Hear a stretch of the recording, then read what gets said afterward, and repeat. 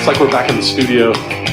Los Angeles, 1997. That's a good analogy. Greg Gurwitz behind the controls. This is Greg.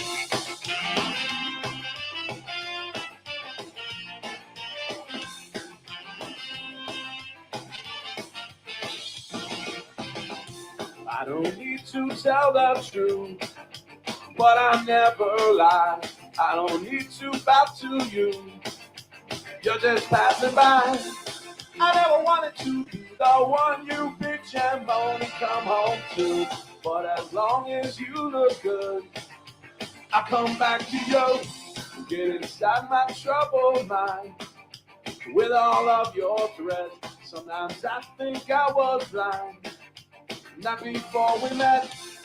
I never wanted to be the one that you depend on for your life. When you cry, it smells like soup. Sounds like show tonight. Never feel how I said all night. I gotta ride. Each time I said all night. No, I just might. You make me stay all night. It's just that side of you tonight that makes me stay all night. I'm gonna stay all night. You're an evil little girl. I'm a twisted man, tearing through your perfect world. Make you understand. I never wanted to be the one you bitch and moan and come home to. But as long as you look good, I come back to you. And to the things you do, stay all night. I've got to ride. Each time I stay all night. No, I just might. You make me stay all night. It's just that side of you tonight that makes me stay all night. I'm gonna stay all. I would never treat you bad. You deserve the best from me. If you want to keep your place, you better get down on your own. Yeah, Todd wrote this one. Yeah. You think? This is not mine.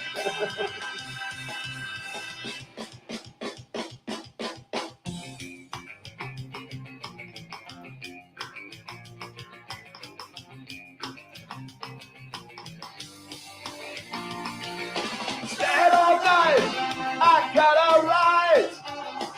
Each time I stay all night. No, I just might. You make me stay all night. It's just that side of you tonight that makes me stay all night. I'm gonna stay all night. R.I.P. Todd. Text the round robin your questions, comments, wagers. Give us a reason. Sleeper fantasy play, your best alternative line, whatever you have. Text the round robin 757-354-5517.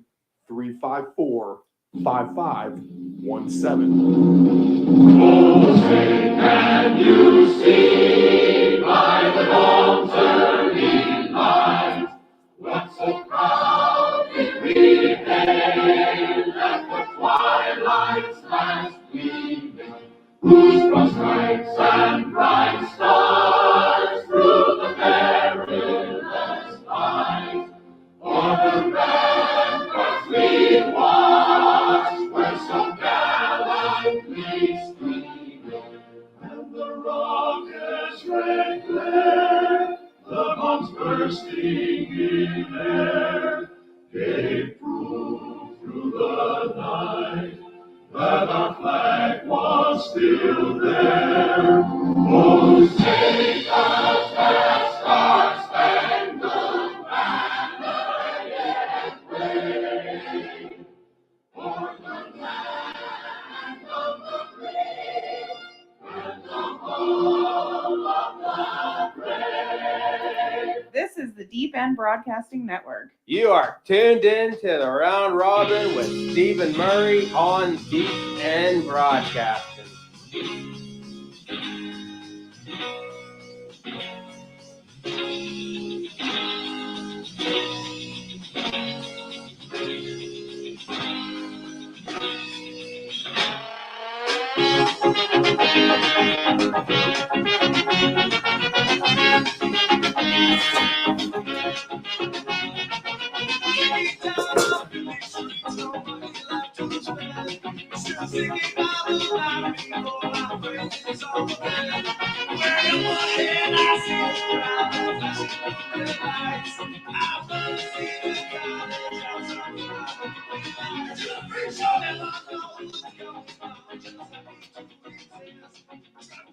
I'm not sure if it's against all odds or not, but this show makes it all the way until Championship Sunday here in the NFL. It is January the 29th, 2023. This is the Round Robin. We are live at 10 a.m. Eastern Standard Time, broadcasting from the beautiful shorelines of Virginia Beach, Virginia, the United States of America. That is it. Yeah, we are here. Championship Sunday. Just 3 NFL games left to break down here on the Round Robin. And then it's going to be time for a little break for this show, which means other content will come. On Friday, we will have some announcements formally about additional programming. So that will be on the Friday Soccer Paycheck, which will be 4 p.m. Eastern Standard Time. Right here on our channel, everything can be accessed through Deep End, like a pool, deepend757.com. Website is updated. But we welcome you.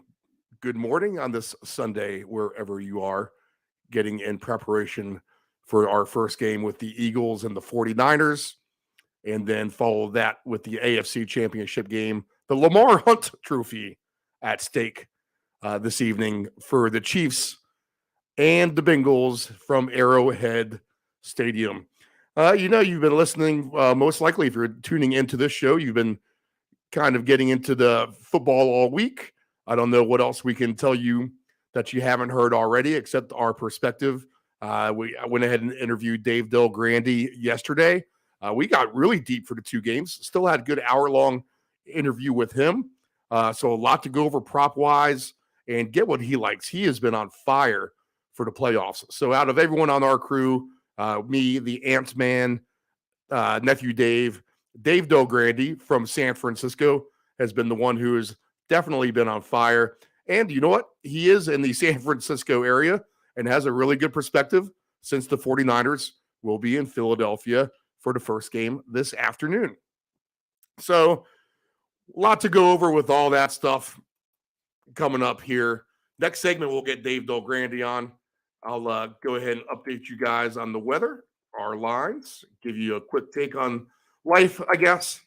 And we'll go to a commercial. We'll get Grande on here. And then the rest of the crew, Ant-Man and Nephew Dave, should be filing in after that. So a decent day weather-wise, actually, in Philadelphia. We're going to be looking at just a very slight chance of a drizzle, but we're going to look at game time temperatures of right around 50 degrees. So upper 40s, good playoff football. The 49ers themselves, they play in this kind of weather. So it's not like this is a cold weather game for San Francisco. So updated weather forecast in Philly looks pretty good. A lot of people have been talking the under all week. Is that going to be the case? These 2 defenses, I think a lot of people think that the Philly defense can mirror the Dallas defense in terms of creating a pass rush against Brock Purdy, the famous, at this point, last pick in the draft from last year. And the Cowboys did get to him last week. So will the Philly Eagles be able to get to them today? Kansas City. How about this? A high of 22 degrees today in Kansas City. Tonight, right around kickoff, 6 o'clock, 6:30, we're looking at 14-degree temperatures. Wind is going to be 13 miles per hour, too. So it's not going to be necessarily cold and calm. It's going to have a little bit of we're going to have a little bit of wind to add to the equation for that. So colder game in Kansas City, where a lot of people might think that game goes over. Maybe not so much with this cold weather and the wind. And then the nicer weather in Philadelphia, where I've been hearing a lot of under talk, but maybe not so sure there, with good conditions for the Eagles and the 49ers. Your current odds are at the bottom of the ticker, but everything is sitting the same for the most part. It looks like we have some movement in the total of the 49ers and Eagles game. It looks like that is actually down right now. 2.5 is still the consensus overall pick for Philadelphia, minus 2.5 over the 49ers. Over-under is now at 45.5. 3 p.m. again is the kickoff time for that here on the East Coast. The Chiefs, after flip-flopping this spread all week, the Bengals found themselves as high as a 2.5-point favorite. After they started as a 3-point underdog, the line is now back up to Kansas City as a favorite right now. They are laying 1.5 points. And that over-under, I believe, is, I'll just have to wait for the ticker to go across here. I think it's still a 48.5. I think that's the consensus number. Yeah, 48.5, and that number has not moved all week. So 6:30 p.m. Eastern time, the kickoff for that. I like this schedule. Gives you an opportunity to get some things done before 1 o'clock on a Sunday, knock some things out, and you can kind of relax. And then you got football decently into the evening here on the East Coast without really having to interfere with your Monday too bad. West Coast, they have it a little bit better. Lunchtime football for them, noon kickoff there, and then they get a round out with a 3:30 p.m. game for them. They can wrap up, still have a nice dinner if they want to go out, celebrate. If you're in San Francisco on the West Coast, you might be doing a little excessive drinking if you can pull this victory out today. I know, man, Championship Sunday. I can reminisce about this as a Patriots fan for sure. We've endured several of them over the years. 6 Super Bowls for the Pats. They've lost 2 other Super Bowls, right? No. And then they've lost a bunch of championship games as well. So now they lost 3 Super Bowls. And then there are a couple cases they lost to the Colts and the Broncos. So I'm not sure what the championship streak is for the Patriots. Let me pull that up real quick because that is kind of an interesting stat. I'm kind of fascinated at that point. It's been so long ago. I feel like since Mac Jones' era has started. Championship streak.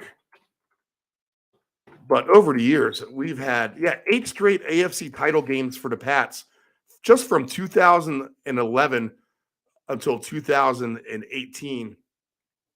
And then they have been in, let's see, how many have they been in? So 8 straight games. That is insane. So I had to do this Sunday 8 years in a row. That is kind of stressful, man. Wow. And that's pretty good. Let's see, 15 AFC championship games for the Patriots in their history. So that's going to count 86. That's going to count the 95 Super Bowl against the Packers.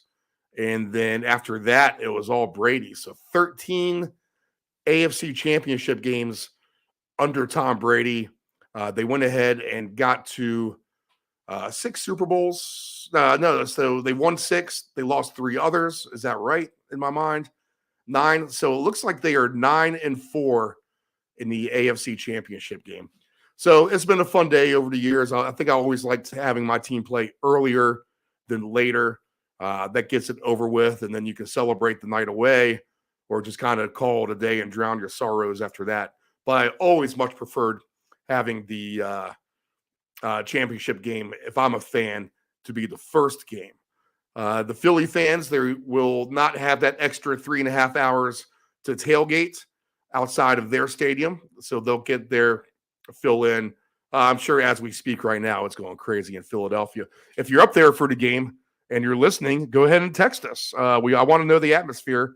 It is 757-354-5517, or you can go ahead and comment on any of the social media, and we should get that comment up as well.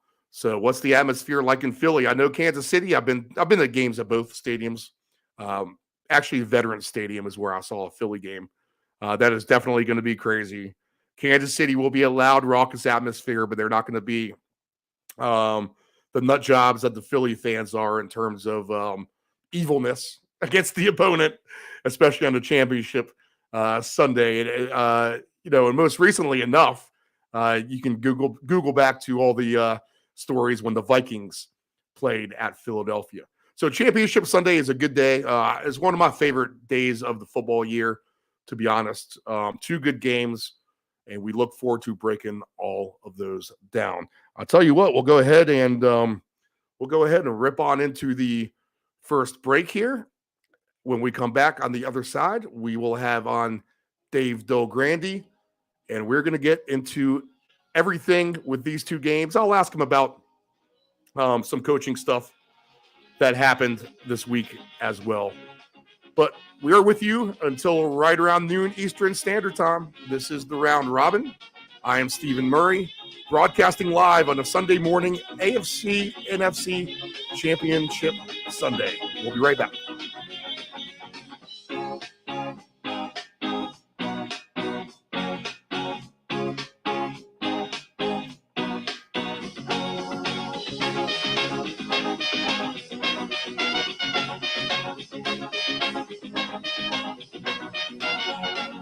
Family-owned and operated, CP Shuckers Cafe and Raw Bar specializes in delicious cuisine, refreshing drinks, and a laid-back atmosphere. We opened our doors in 1995 and have enjoyed being a place to either relax or celebrate ever since. Whether you are in the mood to indulge in a great meal with your friends and family or watch the game, we promise that our inventive menu, attentive service, and skilled bartenders will have you truly satisfied. Both of our locations have spacious outdoor patios for enjoying the breeze and catching a little sun. Our friendly staff at CP Shuckers will make your next dining experience a pleasant one by delivering personal care. We are open until 2 a.m. Full menu will be served until 10 p.m. and late night limited menu until 1 a.m. For larger parties, please give the location of choice a call. Pacific Avenue, 757-425-8676 or Shore Drive, 757-412-2929. More information at cpshuckers.com. Thank you for your continued support and have a shucking good time. Hey, does your home have algae or stains on the siding? Is there grime built up on your deck or brick patio? Coastal Pressure Washing Services has a warranty of professional services. From pressure washing to window cleaning to deck and fence staining, as well as dryer vent cleaning, you got it all. Call Coastal Pressure Washing at area code 757-439-9810 or visit our website at coastalpressurewashing.net. Again, call Coastal Pressure Washing at area code 757-439-9810 or visit our website at coastalpressurewashing.net. Dependable Solutions can provide all voiceover services for your advanced audio production needs. Think of us as an inexpensive option, no matter what the size of the project is. From one-word cameos to full script productions, contact Dependable Solutions at 757-354-5517. Do you want to advertise with Deep End Broadcasting? Send us an email at deepend757@yahoo.com. That's deepend757@yahoo.com. This is the Deep End Broadcasting Network. It is estimated that 23% of car accidents each year involve a cell phone. That's 1.3 million accidents a year. Reaching for your phone, you are 4 times more likely to crash. Dialing on your phone, 2.8 times more likely to crash. And texting on your phone, you are 23 times more likely to crash. Attentive drivers are safe drivers. Know your gambling limits. Don't ever bet what you can't cover. Wagering on sports is only fun when you do it the right way. Not every bet will win. When you get on a bad run, know it and avoid trouble. Know your gambling limits. Control your alcohol. Don't fight. Don't drink and drive. Your one punch could kill someone. It happens. If you're behind the wheel, you may think you are fine, but then the other driver is under the influence of texting, and then you are done. Control your alcohol. This is the Deep End Broadcasting Network.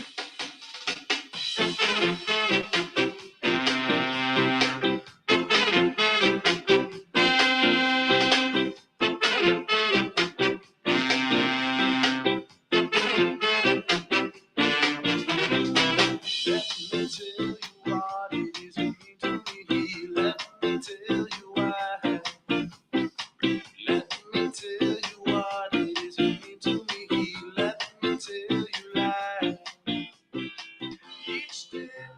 All right, with us now from the San Francisco Bay Area. He's been with us all season. We've discussed the San Francisco 49ers in depth. I would say he's quite on fire for the playoffs and his predictions so far this year. He works for Field Level Media. We have on Dave Grande. What's going on, Dave? Oh, very exciting times around here. Warriors actually won a game too. Yeah. They're trailing. I saw for a little bit there towards the beginning against Toronto, right? And then I went to bed. That got pretty late over here. Not a good Friday. How about that? I'm used to the NBA having a decent Friday slate, and I guess they have a bigger slate today. But what was that card last night? Just 5 games and really nothing of interest. Did that catch your eye at all? No. The NBA, schedule is much more complicated than people realize. And I think other sports are like this too, although baseball really has no options except for maybe on an occasional Monday where they don't want to schedule games up against, whatever it might be, a big Monday night event like the NCAA basketball finals. If that happens to fall on the same day as a Major League Baseball scheduled day, like the first Monday in April or something, then, they'll avoid that like the NBA does. The NBA doesn't want to schedule games up against the football games this Sunday, or last Sunday for that matter. And so they'll, plus they have a contract with TNT where only certain games can be played on Thursdays. And so it makes you usually see a lot of games on a Friday night.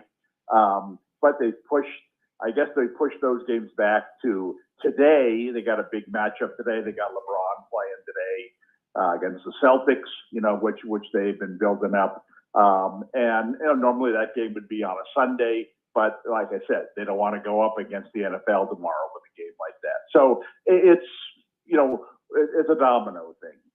Okay. Some coaching changes going on here in the NFL. We have a few. We have a new head coach already and a couple coordinators as well. We'll just get your quick take on some of these. But Frank Reich, he was dismissed from the Colts earlier this year. He finds a new home in Charlotte. I think a decent amount of people might have thought Wilkes was going to get the job just because of the way that Carolina finished the season, especially after the McCaffrey trade and, getting rid of Baker. Not that he was doing anything for them, but they just seem to be going definitely down the toilet their season. And really they challenged for a playoff spot. But Wilkes does not get the job. They bring in Frank Reich. What were your impressions on that? Disappointing. We've talked about this before. The NFL is starting to resemble college football more and more, especially with the way they're playing offensively. And you've seen some new coaches come in, bright minds, and have success, especially guys who have experience on the offensive side of the ball. I'd like to see more college football guys get an opportunity. Again, like I said, especially creative ones, because that's what it takes in the NFL these days. It's the ones who are getting away from the standard drop back quarterbacks and going to the college style running quarterback and run pass option kind of thing. So I don't know, when I see something like this happen, I'm thinking, Carolina, since they lost Newton, and even when they had him to a certain degree, just a totally unexciting franchise in the NFL. And, I don't see why that's going to change the next 3 or 4 years. Yeah, exactly. Okay. Nathaniel Hackett, he goes from Denver as their head coach to now offensive coordinator with his buddy Saleh in the Jets. Do you read anything into that besides the obvious, maybe the getting reunited with Aaron Rodgers, Nathaniel Hackett, that is? Well, first off, I applaud when a team's got a defensive-minded head coach. I think it's very important for that head coach to basically wash his hands of the offense, bring in somebody, an experienced or creative offensive mind to run the offense and let the guy do his thing. And so I like the hire for that reason. But as we saw in Denver, he did a terrible job in Denver. And part of that was because they married him to Russell Wilson, who's a completely different type of quarterback than Rodgers. And he never adjusted to the quarterback he had. Now he goes to the Jets and, of course, talk again about reuniting with Rodgers, which I think would be a good thing for him because this is the way he styles his offense, a short passing game, a Rodgers Brady type of style. But if they don't get him, and they're, first off, Mike White seemed to do a really good job there until he got hurt. I'm a little surprised, and maybe they're not even doing this, but I'm a little surprised they're looking away from him. I think he's the perfect guy to attach to a young, a draft pick, and have a competition. Because I think White could be a decent quarterback, but you've got this coach now coming in who is. He wants Brock Purdy to be his quarterback. He wants this, the short passing game. And there are a lot of, Jared Goff is kind of the same style of quarterback. There are some guys who have had success doing that, but the league is getting away from that. And, it ain't coincidence that Brady had his worst season this year. Rodgers had his worst season this year. I'm just not sure that that's the way the game is played anymore. And yet this is the way this guy is going to coach. So, I think it's very important that he gets Rodgers to come with him. And if that happens, then I think the Jets will have success. If not, then, I'm just afraid they're heading down the same path as Denver did. What is your gut instinct? What's going to happen with Rodgers? Do you think he'll stay in Green Bay, or do you think he's out of there? I got a buddy who's a huge Packers fan. And last summer, I told him, I guarantee you, Rodgers is not back with the Packers. Obviously, I was dead wrong there. I'm done making predictions on Rodgers. That said, I'm never done with anything. I'd be shocked if he's not back with the Packers. Okay. I mean, he just got a huge contract there. He has more of a say now in personnel matters. And the fans there love him. They make the playoffs every year, except for this year, of course. But even this year, they finished strong. I don't think he's playing well enough now to be a savior for a franchise that like the Jets that aren't there yet. I mean, maybe you could put him on Tampa Bay if Brady were to leave, plug him into Tampa Bay where you have a set offense, you have a similar style offense. I think maybe he could still get you to in the vicinity of the playoffs. But I hope he retires. I just I hope Brady retires too. I just don't think they have it anymore. It's not worth hanging on. And thus, I hope if he does anything, if he returns, I hope it's with Green Bay because like I said, I think the pieces are together there, and he's a good piece to that puzzle, both in terms of the quarterbacking to a certain style that they have, and secondly, he's it would be hard for him to go to a new team and say, okay, well, I want to say it personnel matters. It's like, you don't even know the personnel here, at least in Green Bay, he knows the personnel. In New England, Bill O'Brien will get his second stint with the Patriots. He's going to come in now that the Matt Patricia experiment is over with at offensive coordinator. So enter Bill O'Brien to try to help out Mac Jones. What do you make of that hire? Well, Belichick knows what he's doing. He has a system in place. He's not going to go out there and hire, one of these new wave guys that I've been talking about, because he doesn't want to play that style. They drafted Matt Jones with this style in mind, that they're going to play like like New England's played for 20 years. And as I said, Mac Jones, I think I meant Mac. They're going to play the same way they've been playing for 20 years. It's really no surprise that he would fall back on somebody he knows and trusts to run the offense, to run it. O'Brien's not going to come in and say, "Okay, Bill, let me introduce you to a couple of these new things that are going on in the NFL." Belichick has no interest in the new stuff that's going on. The old stuff works just fine. And even this year, when they didn't have a great team, they were right there and had a chance to make the playoffs. So to me, I think it's a good hire for them because it keeps them it's for consistency purposes.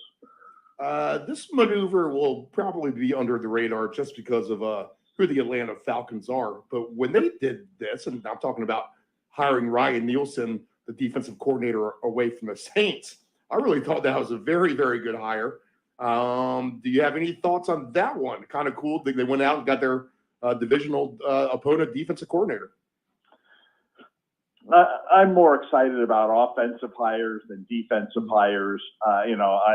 The Falcons need to, get with the times offensively, and they unfortunately for them, they've got a long way to go. I mean, their running game is not strong, although they've had a decent season this year, if only because they kept running the ball because they couldn't pass it. Right. I think they found that Mariota is not the answer there. They drafted a quarterback last year. Is he going to be the guy that takes over? Unfortunately for them, they had a top-notch wideout in Ridley. They don't have anymore. I know that's, to me, hiring a new defensive coordinator and saying we're going to make our way defensively in the NFL these days is, I don't know, putting your money in the wrong cart. Okay. All right.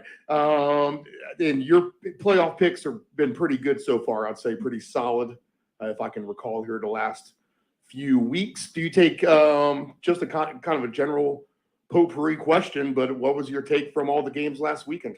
Anything irk you? Anything bug you? What did you like? Go ahead. I would say it was probably my proudest week of the season in terms of projecting the games.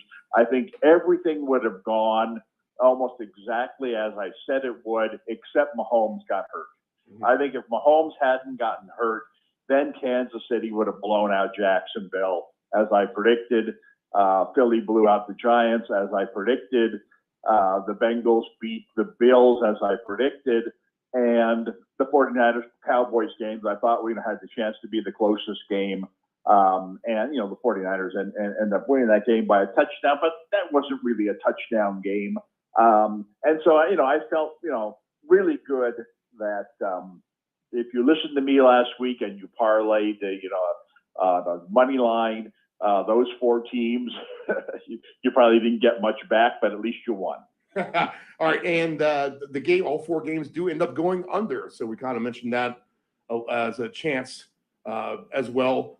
We'll kind of see what happens this weekend. Okay, that's it. We got 3 more games to talk about and just 2 today. So let's get to it. The 49ers and the Eagles, the two heavyweights of the NFC, are going to lock up. I think this is the matchup we've wanted and anticipated for the most part all along. Wow. I mean, both teams just look really good. You're wondering if the Purdy magic's going to run out just with the whole third-string quarterback type of dealio. And Dallas was able to generate pressure on Purdy last week. Both offensive defensive lines are really good in this matchup. I guess I'm gonna give Philadelphia just the home field advantage overall. and the fact that maybe Purdy is that late round draft pick. And I mean, I just don't see any cracks in his ice yet. This is a good game, though. Dave, what are your thoughts? Well, I think people are sleeping on the Eagles. I think, the Eagles have been the best team, and definitely in the NFC, if not in all of football, basically all season long.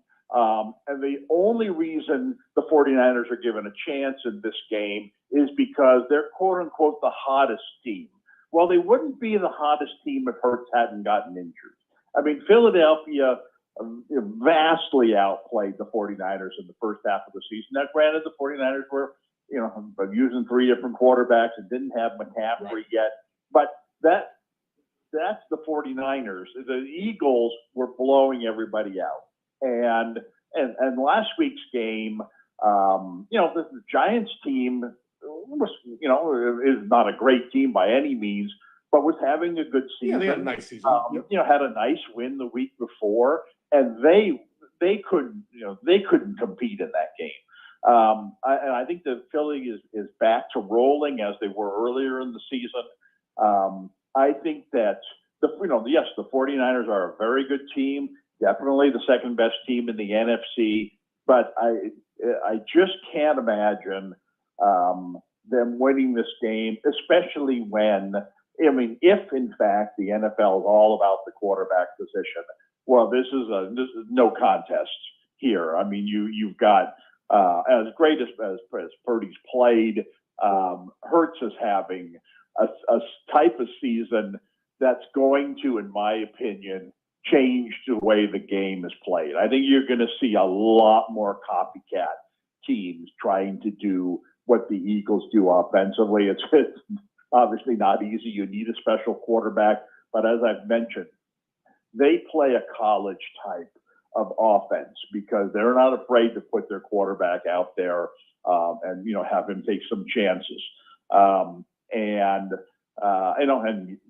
yes, he got injured, but fortunately it wasn't a serious injury, and now he's back to being 100%. I just think that this has been their season, and I see no reason why this week would be any different.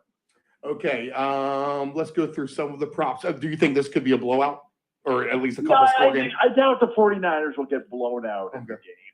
The only way that would happen, in my opinion, is if Purdy starts throwing the ball to the other team, which he's shown no indication of so far. I do think that I think both games this week are going to be high scoring. Okay. I think because all 4 teams are pretty good, if not very good defensively, but I also think that they're all very good offensively.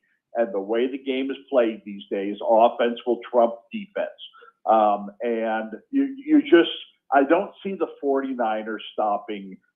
Nobody has stopped Philadelphia when they're at full strength. And they've got one of the top receivers in the league on one side of the field, Brown. You've got probably the best number 2 receiver. If Miami might challenge you for that. On the other side of the field, in Smith, you've got an elite tight end. You've got a running game that I've never really given a whole lot of credit to, but somehow last week they were dominant. Somehow they seem to get the job done. And then you've got the best quarterback, certainly the most productive quarterback in the game today. And you've got a scheme that's really successful. I just don't see the 49ers being able to keep Philadelphia from putting up pretty big numbers. But the 49ers have weapons themselves, and I think that they'll be able to counter with points, just not enough. So and blowout, I wouldn't call it a blowout, but I could see this game being 31-20, something like that. Okay, 31-20. Okay, prop-wise then, do you think the Eagles will have more success on the ground, or it's definitely through the air, right? Well, on the ground, if you count Hurts.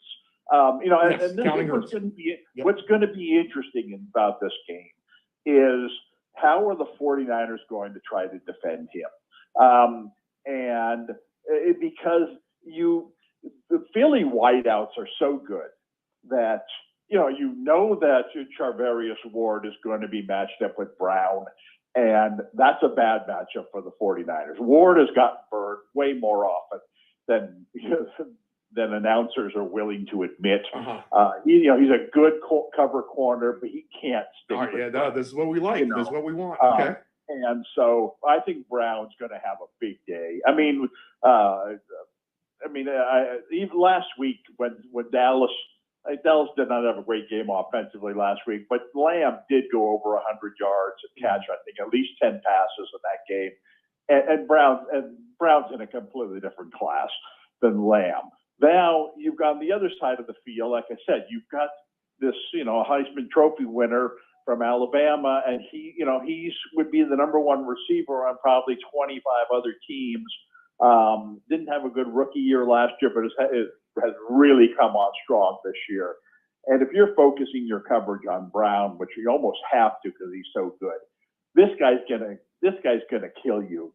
Running deep patterns and getting behind, being elusive. I think both of them, both Brown and Smith, have the potential to catch very long yardage touchdown passes this week. And I think at the end that will,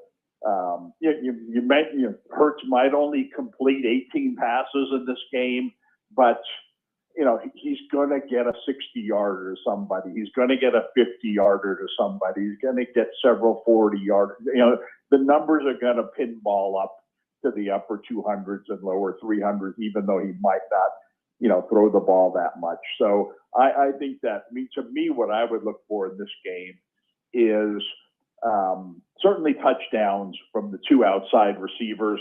I'd also look for if they offer props on long distance touchdowns, because like I said, I think both of them have the potential to score touchdowns from 50 yards and out. And if you get a nice number on both of them, I throw a little bit on each one of them to get a long touchdown, because at least one of them is going to, and very good chance that both of them are going to do it. Okay, so the Devontae Smith is over 66.5 for his regular receiving yards. A.J. Brown is at 73.5. The Hurts longest pass.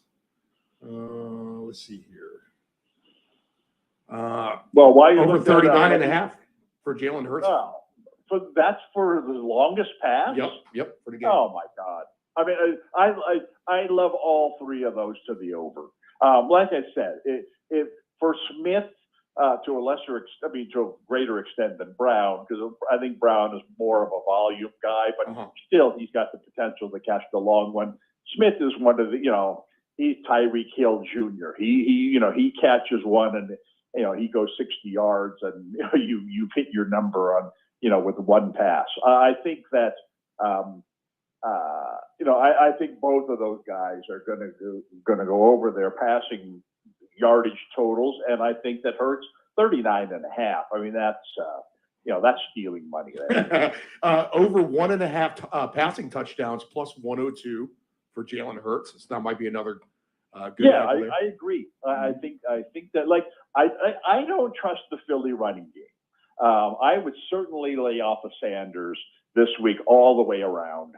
I think that Hurts has a better chance of running for a touchdown than Sanders does, or Boston, or whoever else is going to be running the ball for them. Now Goddard sneaks in there and gets he's a good player. Yeah. And Dallas threw to their tight end last week for a touchdown in that game. But the 49ers are generally, their linebackers are, generally pretty good about covering guys like that.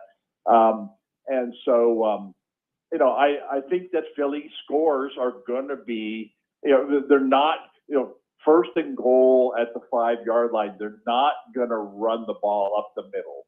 They're more likely Hurts is going to fake it and run it around the end, or he's going to fake it, run around the end, and then, toss to somebody in the end zone. So when you're not really afraid that the running back is going to get 2 of the 4 touchdowns that they get, then the chances of the quarterback throwing for them and the wide receivers getting them those odds go way up. And so I think that that's the way this is going to play out.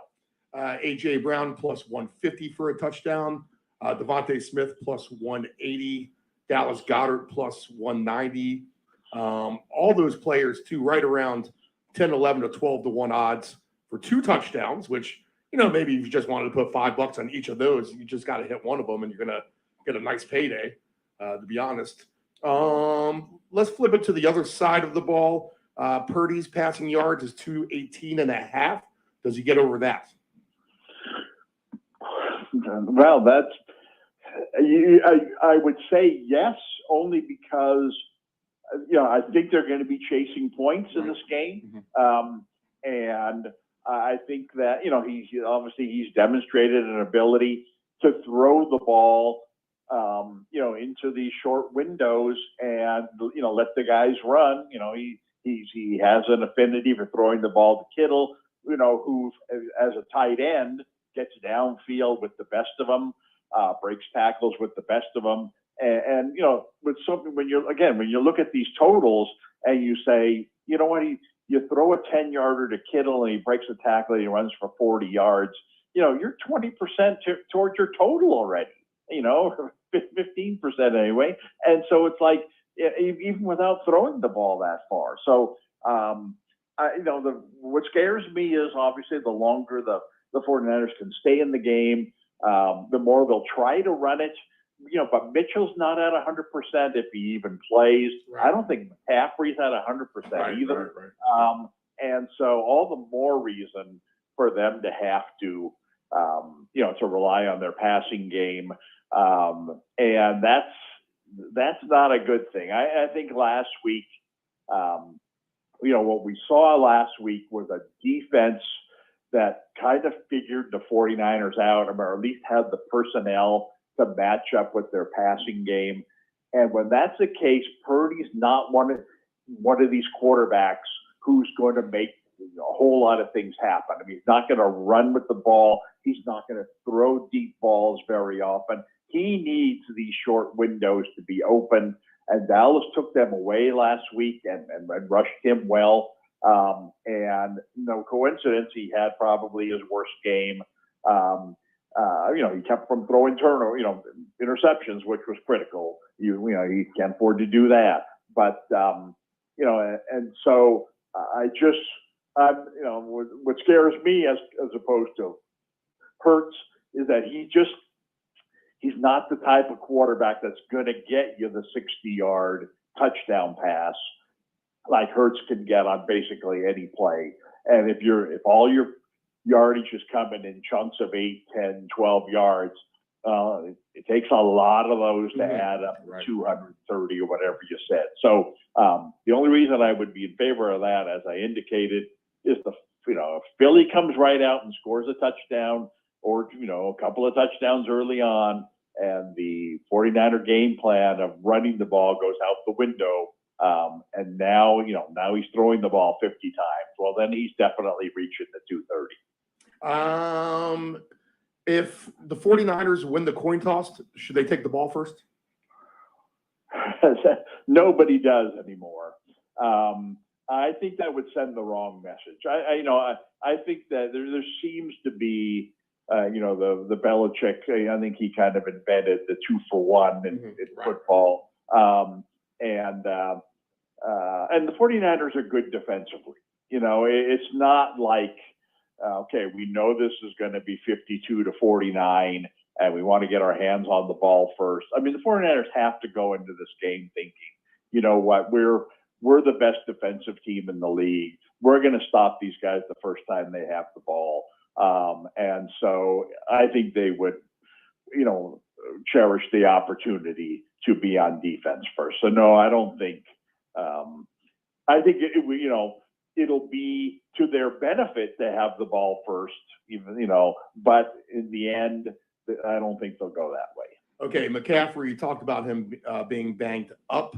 32.5 is his receiving yard total, 57.5 on the rushing end. Any of those a green light, or is that going to be a red light for you overall? I'd stay away from him just because I'm not, I'm not sold on his health, Mhm. but I definitely stay away from his rushing Yeah. number. I think that even if he's not 100%, swinging the ball to him out of the backfield, and letting him run 10 yards and out of bounds. Like I said, in order to get to 32 yards, you only need 3 of those, and so I can far easily see that I can him get going for a rushing total, but I'd be wary all the way around there. I'm going to ask you about a sleeper touchdown, but let me ask you this: potential bang. You talk about Mitchell and McCaffrey both being a little bit banged up. Could that open the door potentially for a Juszczyk touchdown?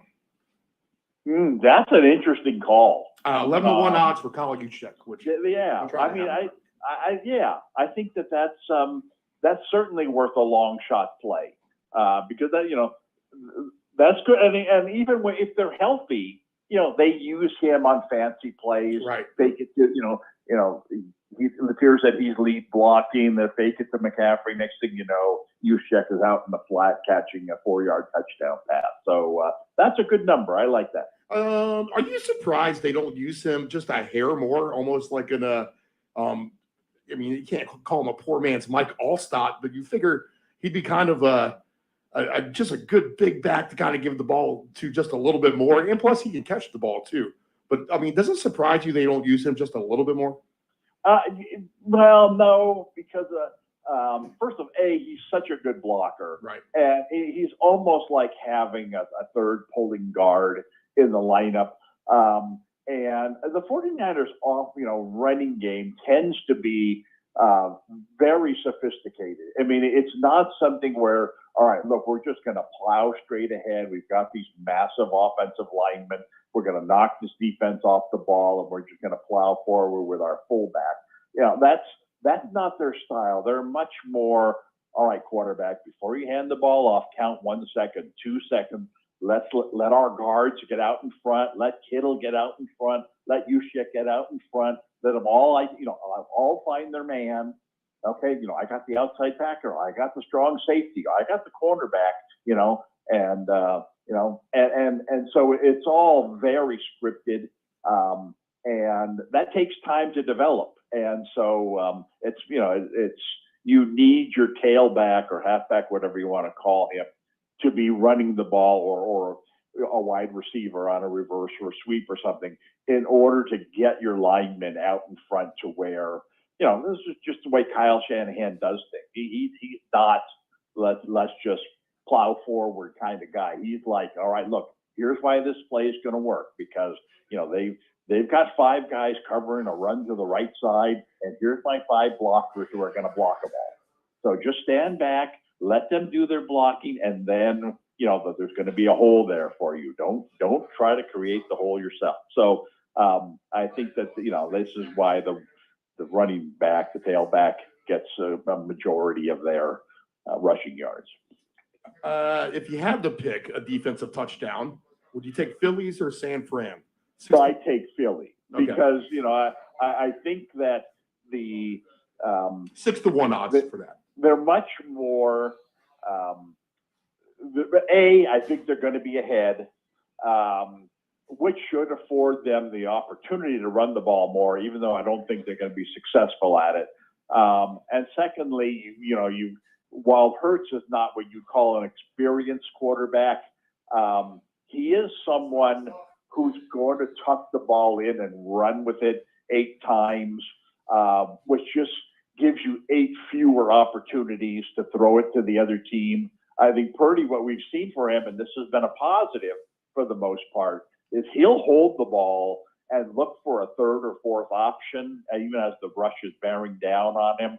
And he, some of these balls that he throws to the weak side of the field, when he's had receivers standing wide open over there, but those are the kind of balls that when, they get intercepted and run back for a touchdown, all of a sudden everybody's saying, oh man, you can't do that, in the NFL. Well, so far he's gotten away with it, but he takes, I don't want to say it's risky, but like I said, not like anybody's really come close to, embarrassing him.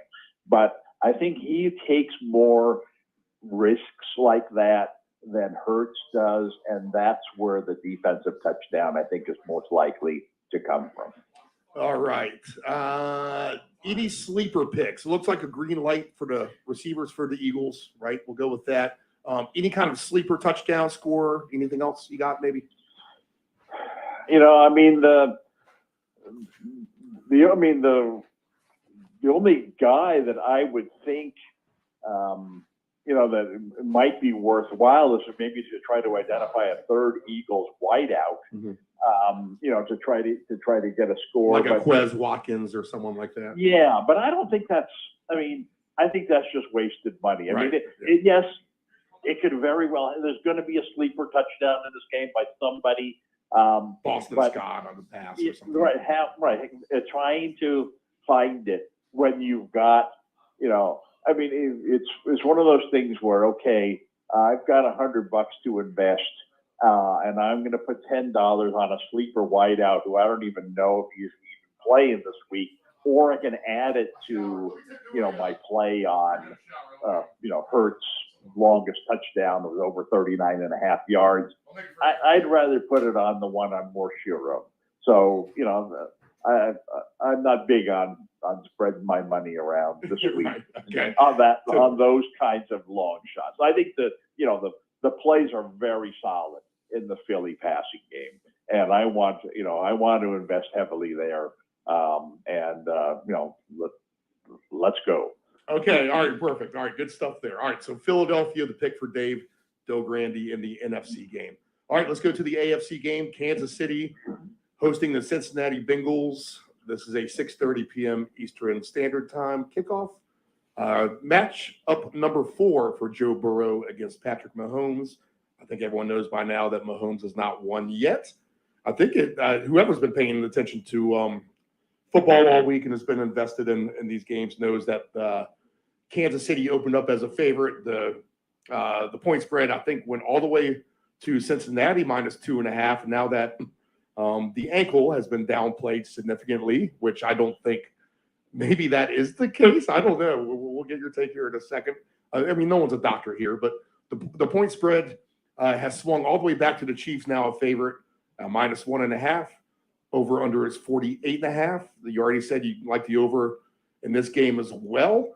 But who's going to win this, Dave? Burrow going to win number 4, or is this when Mahomes can step into the Super Bowl again and try to get his second? Well, I've said all along that Kansas City is the best team in the AFC this year, but that's predicated on the quarterback being healthy. And, like you said, I'm no doctor. For the life of me, I can't understand the big headlines, the big news that, Reed announces Mahomes is going to start this week. Right. Gee, you think? He'd be on crutches and he'd start. Did you see last week when they tried to pull him out of the game? He started arguing. You're screaming at his coach. There was no chance that he was going to not start. Yeah, at no point, I don't think anyone thought Henny was going to be in there for sure. Go ahead. But Henny ended up doing good when he was in there. But you got to know that he's going to be limited, and he's not a drop back, read my progressions, throw the ball short, get it out of there before you get hit kind of quarterback. That's not his style. He needs to move around. He needs to scramble, throw the crazy passes off of one leg. Unfortunately, he's only got one leg this week.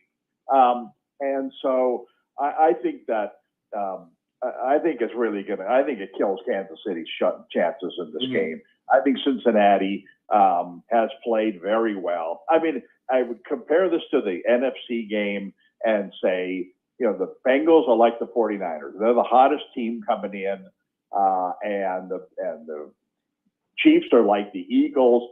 They're the best team when their quarterback is healthy. Well, in the Eagles' case, their quarterback is healthy, so they're still the best team. In the Chiefs' case, their quarterback is not healthy, and thus they are no longer the best team. I think Cincinnati's going to win this game. I think Mahomes is in for a very long day. It's unfortunate because, like I said, I think they're the best team, but I just can't imagine him not having a big game when he's handcuffed like he will be. You like a lot of points, so go ahead and give me a score on this, and we'll dive into the props after that. Well, Cincinnati's got has it rolling offensively. They're a little bit like Philadelphia offensively, except they don't have the running quarterback option. But they've got an elite wideout that you have to focus your attention on. I'd say Chase is, you could say he's the top wide receiver in all of football. He seems to find a way, even against Buffalo last week, which was dead set on stopping him. And Buffalo's a pretty good defensive team, and that was a mismatch. And he's just too good. Yep. And the more attention you pay to him now, all of a sudden you got Higgins on the other side, pretty good. Boyd is a very good number 3 receiver, and to me, a big play in this game is going to be Hurst, the tight end. I just think that Cincinnati can run the ball. They've got great weapons on the outside, and Hurst is, last week had a big game in this kind of situation. I just don't see Kansas City matching up well with that. I think he's going to be a guy who could score 2 touchdowns in this game. I think when all said and done, Burrow's going to have 3 or 4 touchdowns. I don't see this as a 41-40 game where you say, "Ooh, both quarterbacks are going to throw for 400 yards." But I do think that Burrow's going to have 3 or 4 touchdowns in this game. In the meantime, I just can't see Kansas City keeping up with that. Right. And just based solely on the quarterback. What I do like on Kansas City's side is, okay, you've got a quarterback who's limited, who can't get out and scramble like he likes to. And I think what's going to force them to do is to throw the ball more to their backs. Instead of Mahomes being the scrambling option, I think you're going to see McKinnon become that guy. And he's, he's a touchdown waiting to happen every time he touches the ball. He's had an incredibly good season. And I think they're going to throw him the ball a ton this week. Just because it's, it gets the ball out of Mahomes' hands. It gets somebody else running around rather than the gimpy quarterback. I think, if I had to, Kelsey is always someone who you would expect a big game from, and then this is probably no different. Knox had some success last week against Cincinnati, but to me, the sleeper play in this game, I think the Kansas City's cash cow in this game is going to be McKinnon. McKinnon's receiving yards to get to 40 yards is plus 175, 50 yards plus 280. If you think he can scramble down the sidelines and get a couple big chunk plays, 60 yards is paying 4 plus 410, 70 yards plus 640. How high the ladder would you climb? Well, I think it's, I think it's worth the investment. I think that, I would certainly want something on Kelsey. He's the one who almost for sure is going to be the guy that catches 10 passes. He's the one that's going to have 100 yards receiving. He's the one that's going to get a touchdown. Plus 205 for 100 yards for Kelsey. And so I would definitely diversify. This is something I didn't want to do necessarily in the other game. But in this particular game, I would diversify and certainly cover him. But I think that I'd throw as many darts as I could at McKinnon because, like I said, and I tend to favor these kinds of guys. One, it's screen pass to him on the first play of the game that he busts for 50 yards, and now every catch he makes the rest of the game, it's kind of like being at a craps table and you've got the number 8 covered and it hits one time, you've got your investment back. Now every other time it hits, you put money in your pocket. And that's kind of where you're at with McKinnon. When he catches that 50-yarder on the first series, and it's like, okay, he's now every catch he makes puts money in my pocket. And that's the kind of guy you want, rather than, he's going to catch 8 passes, kind of like McCaffrey. He's going to catch 8 passes, but they're only going to go for 5 yards each. And eventually they'll add up for you. Well, I'd rather get it in one fell swoop. And he gives you that option. So those are the two Kansas City guys that I focus on, with an emphasis on McKinnon. Like I said, Kelsey's kind of, is kind of the safety net. If McKinnon gets injured the first time they throw him the ball, you're going to want that safety net, because now they're going to have to throw the ball to Kelsey more. So that's a good thing. But I do think, I don't want any part of Mahomes' numbers. Who knows what happens the first time he gets hit. If he's ineffective and maybe throws a couple of bad passes, that maybe they have to take him out. He's a little like McCaffrey is in the 49er game. I'm just not convinced that he's going to be around at the end of the game and how effective he's going to be at any part of the game. So I want no part of him, but I'll take the other two pieces and focus more of my attention on the Bengals. So this random little parlay pays decent. Anytime touchdown, Kyle Juszczyk. Anytime touchdown, Hayden Hurst.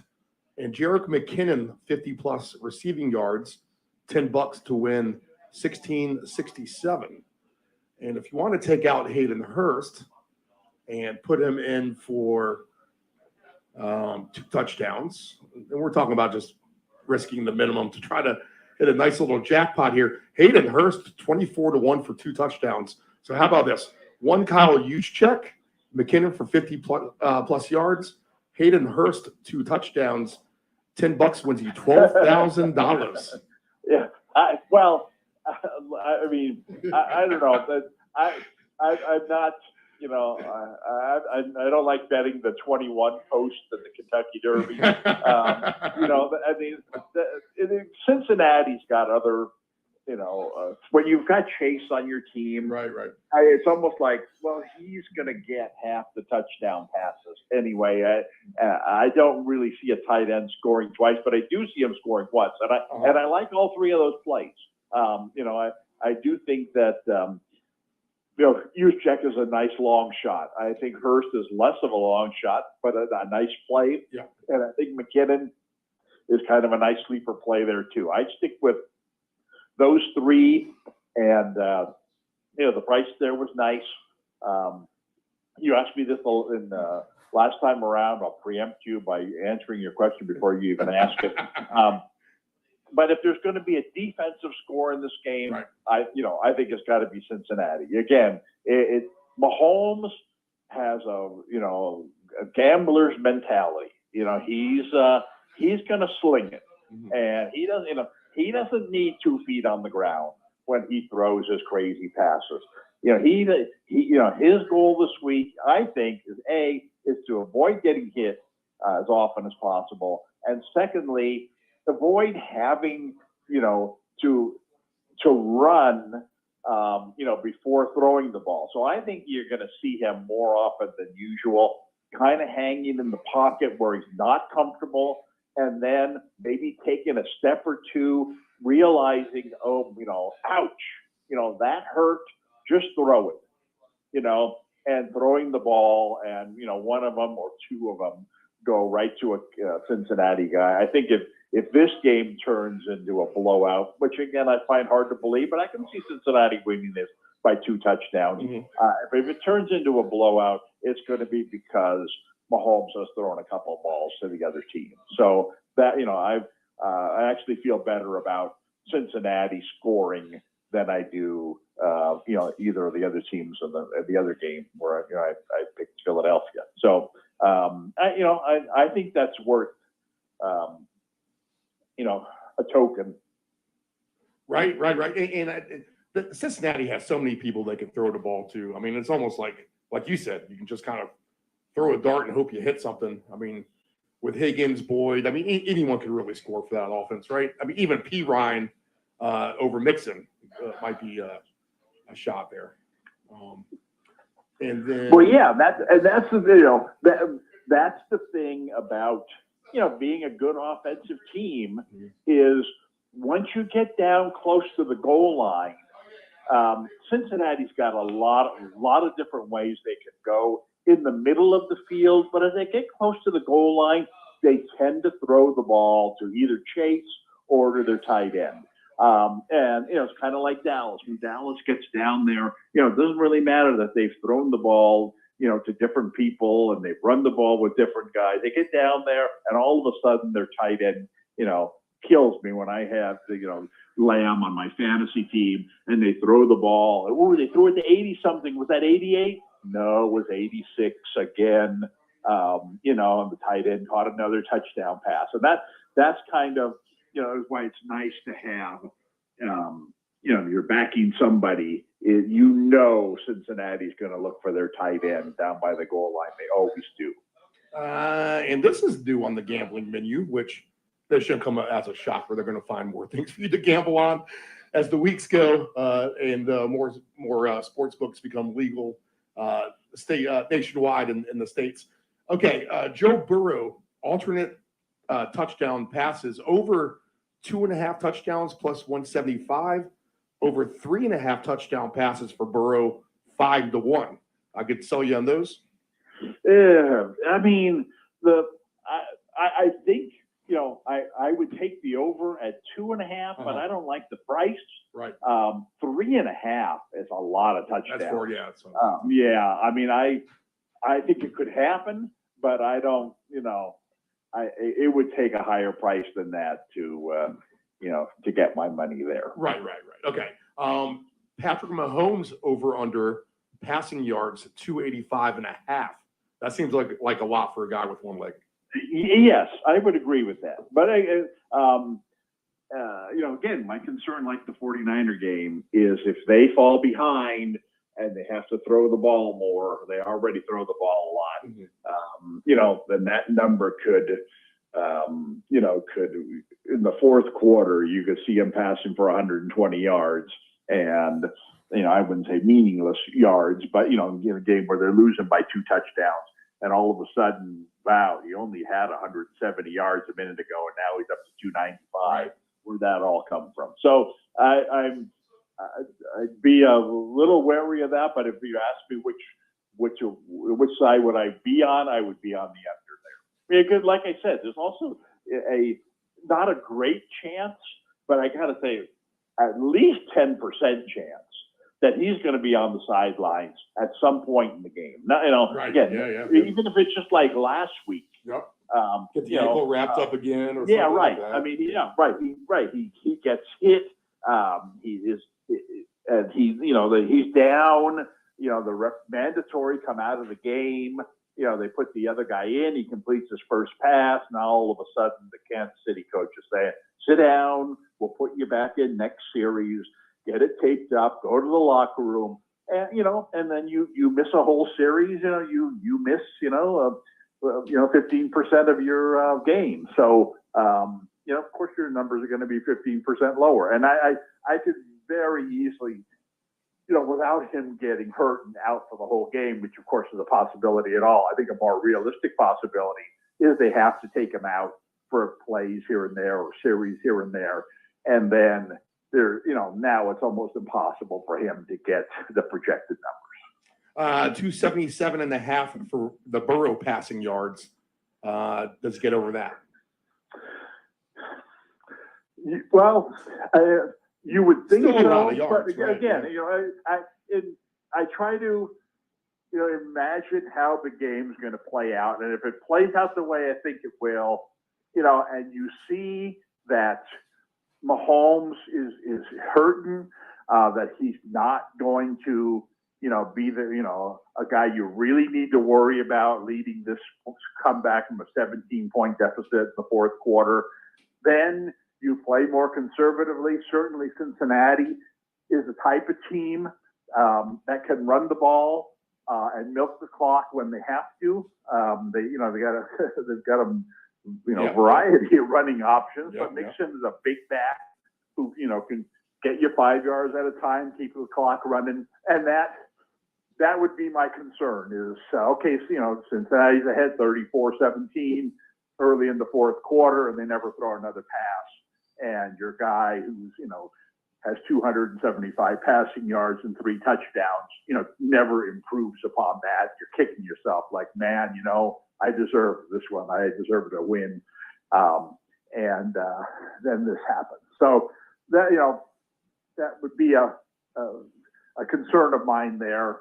But I do think, like I said, I do think he's going to have a big game. I do think he's going to throw at least 2, probably 3, possibly even 4 touchdown passes. And I like, like I said, I like Hurst as well as Chase. My 4 guys in this game are going to be Chase, who's an obvious choice, to go with Hurst, who's not an obvious choice, and Kelsey, who's an obvious choice. And then my big asterisk play is going to be on McKinnon. Just for like $5 and just for the hell of it, I mean, isn't it worth putting on? Predicting the last touchdown is kind of a stupid thing, but unless you have that backup running back like we've talked about before, maybe in the second half he scores. But Kelsey to get the first and the last touchdown, 48-1 odds. Oh, to get the first and the last. Yeah. I mean, I don't know. You're more of a stab in the dark kind of guy than I am. Right. But I think it's kind of, you read about this stuff all the time about the guy who hit the big parlay the other day when, he correctly predicted who would score the first touchdown in all 4 games last week. And it was a tight end, in at least 2 of those 4 games. Tight ends have been scoring a lot in the postseason, actually. So, stab in the dark. That's what it is. Okay, Dave, any final thoughts on these games? You like the Bengals against the Eagles for the Super Bowl in Arizona.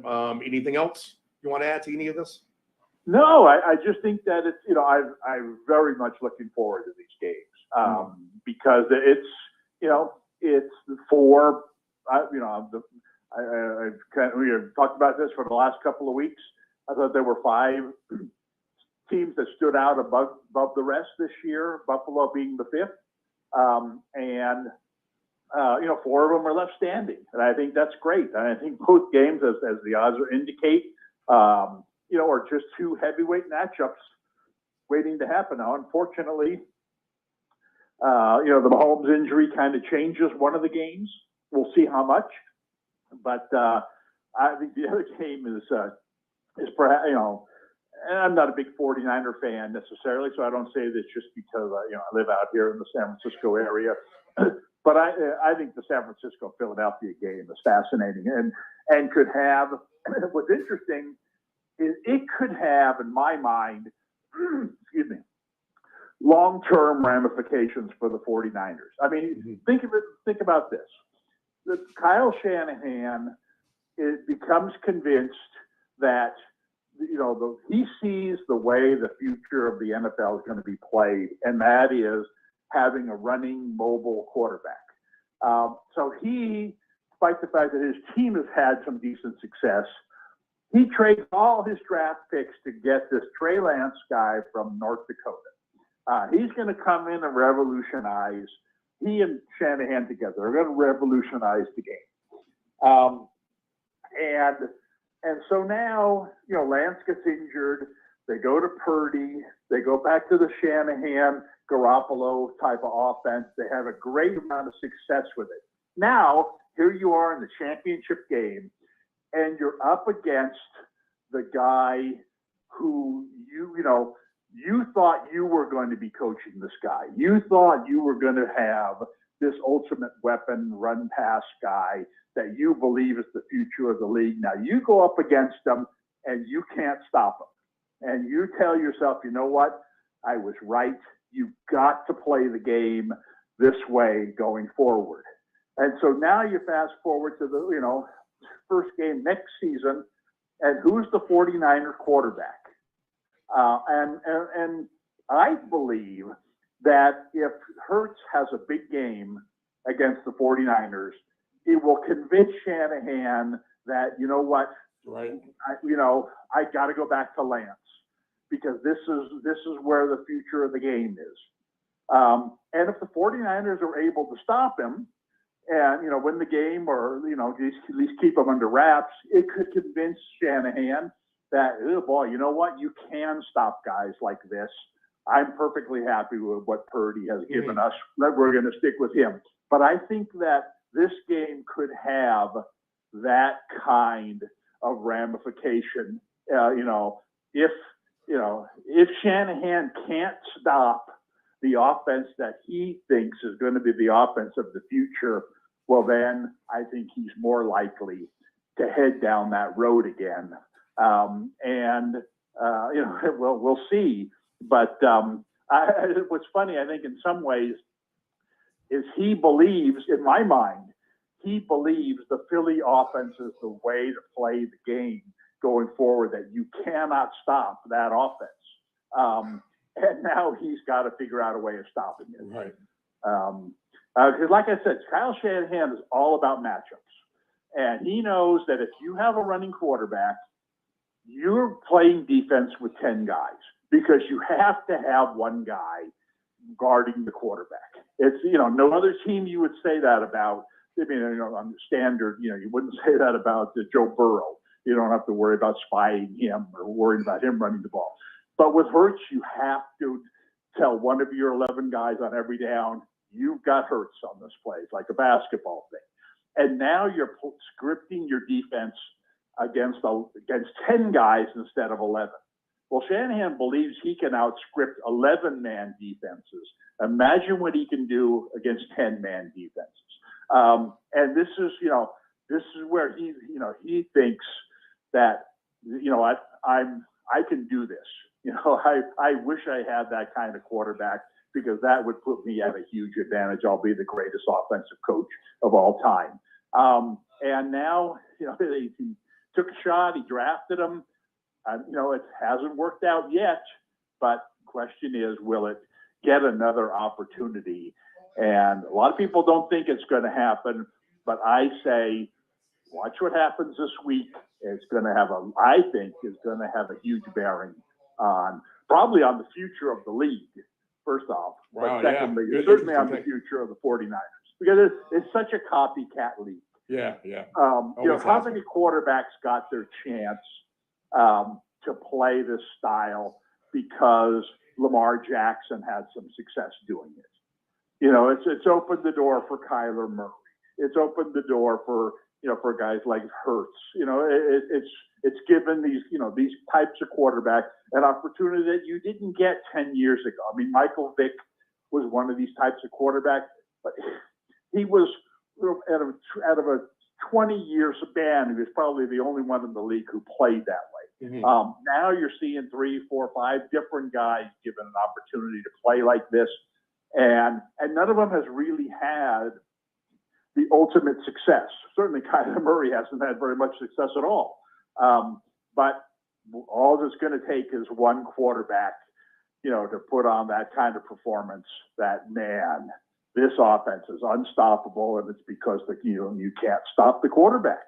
And now all of these guys in college football, certainly the guy from USC, these kinds of quarterbacks are going to be, oh man, we need to tank the season. We need to get the USC quarterback next year because this is he's Jalen Hurts, times 2. So anyway, that's my you asked for final thoughts, and I wrote you a whole chapter. But that's what that's kind of the view I'm taking of this game.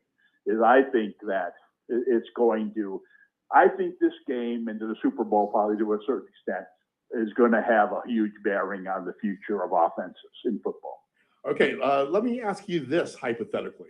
Okay, new expansion franchise down in Mexico City. Dave Grande is the general manager. All these coaches are available to coach for you, and all 4 quarterbacks are available to play quarterback for you. Who's your coach and quarterback?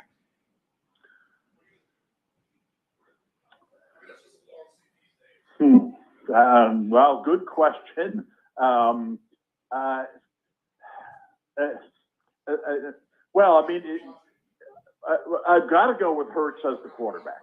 And again, just because I think I mean, Burrow is the best quarterback, traditional quarterback of the group, but I don't know that we want to go in that direction. Mahomes, how can you argue about anything that against what Mahomes has done? He's the best entertainer probably in all of football.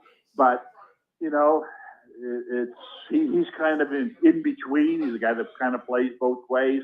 If I really believe that the future of the league is in these, running quarterbacks, then, there's no better example out there right now than Hurts. I'll tell you this, if I was the general manager of this team, I'd have my backup quarterback be the same style, because if I'm committing to going this way, then I'm not going to bring in Joe Flacco to be my backup quarterback. My backup quarterback is going to be, Marcus Mariota.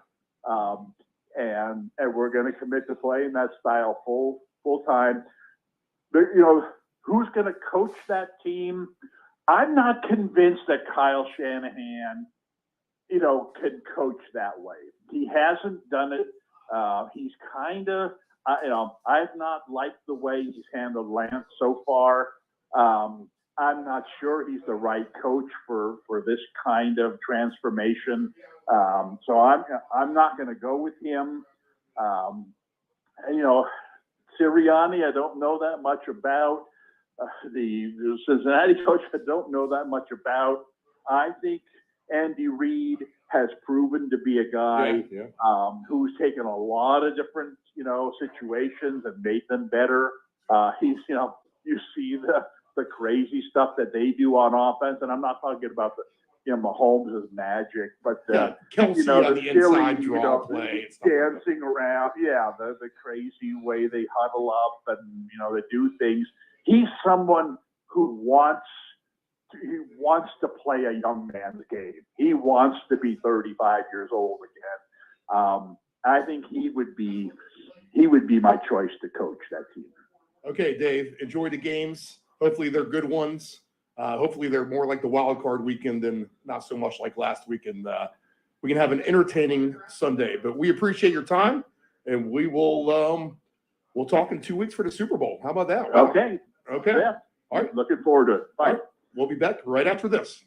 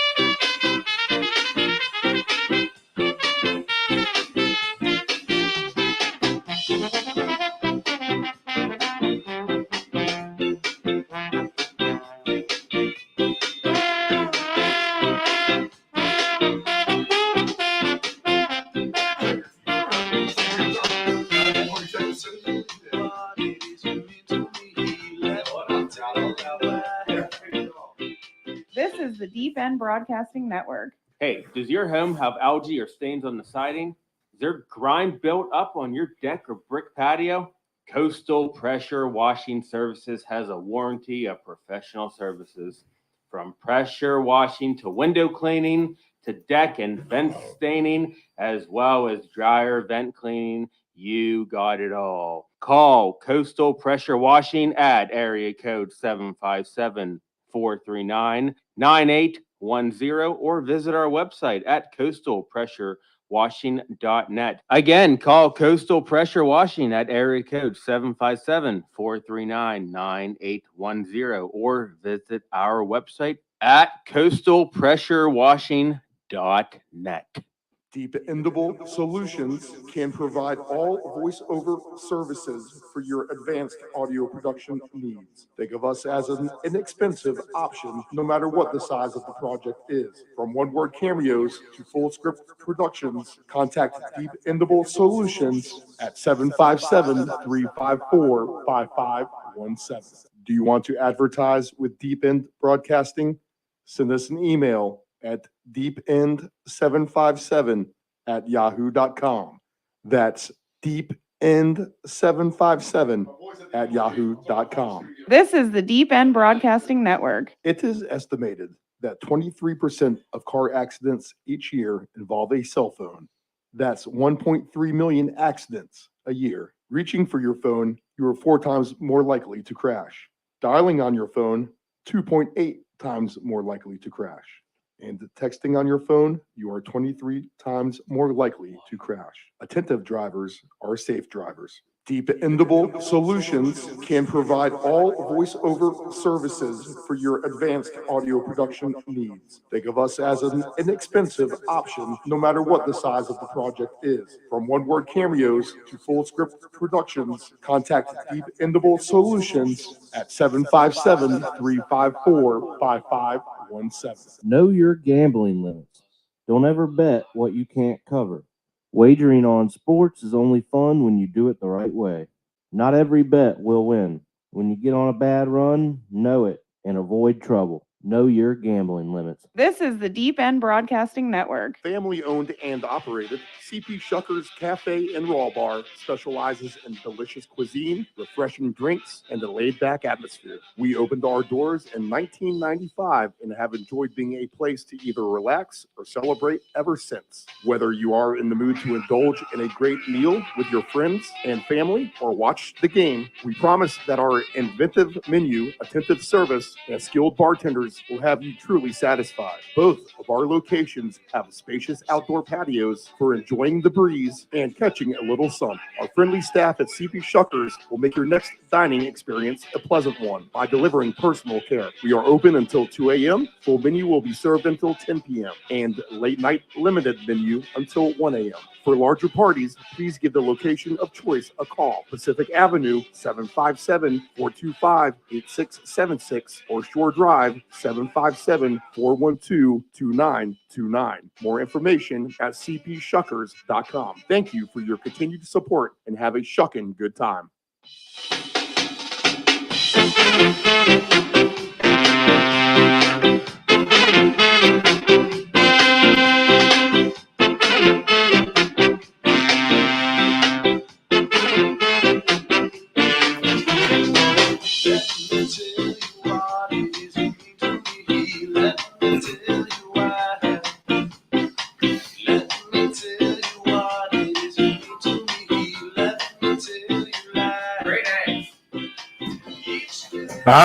We are back. This is the round robin. Yes, that's all yours.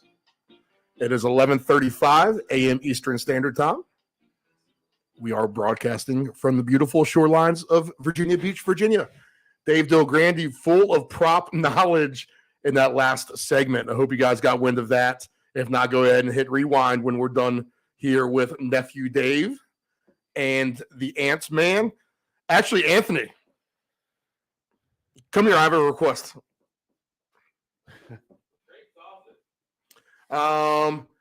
We may get a call from Feet on the Ground in Philadelphia. Maybe. So maybe it's best that you come sit in the studio with us, Mr. Ant-Man. whenever you're ready. But I can go over things with Nephew Dave in the meantime, for sure. Nephew Dave, what's up, dude? Championship Sunday. I know it. One of your NFC East teams is in here against the 49ers, who you've been a fan of, I think, a little bit this season. I think they've done you right, haven't they, on a couple of occasions? A couple times. You've had them as a dancing partner or whatever. They've helped the cause for sure. And then the Chiefs and the Bengals, and you've been on the Bengals too, right? Yeah. They they worried me at first with the rough start, but they put it together like we thought, that they would. So yeah, definitely been siding with the Bengals this year. And on the studio line, is this Ira?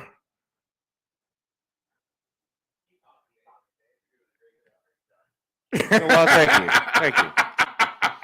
You didn't take any of that. That's funny. What? So Nephew Dave, go ahead and I don't know, Bengals and the Chiefs.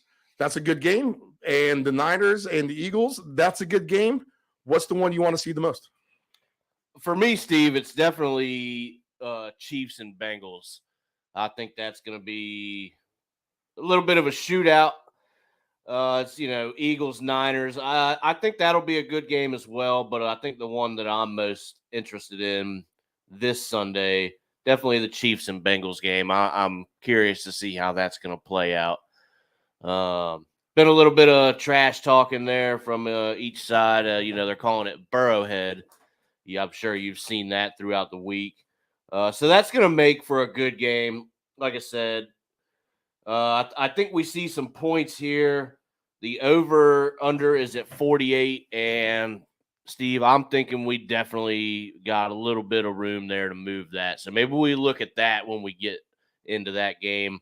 I think right now that's a way that I'm trending anyway. I think we could go to 52 to 55, somewhere in that range, and find some value out of it. Okay. So there's going to be a good little angle for you there that you're going to try to exploit. I don't know, boys. Ant-Man, he's with us now too. Anthony, how are you this morning?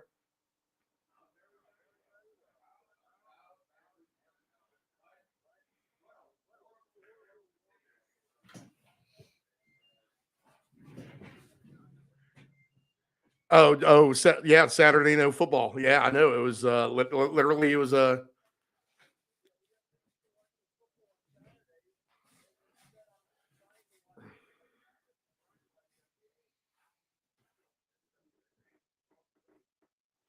I watched more college basketball, I think, yesterday than I have the entire season, and that wasn't much. To be honest.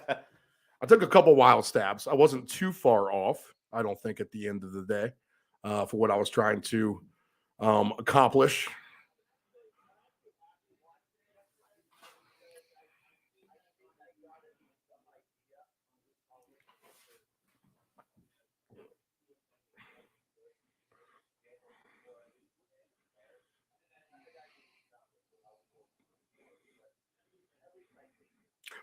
From what I gather, it's pretty wide open.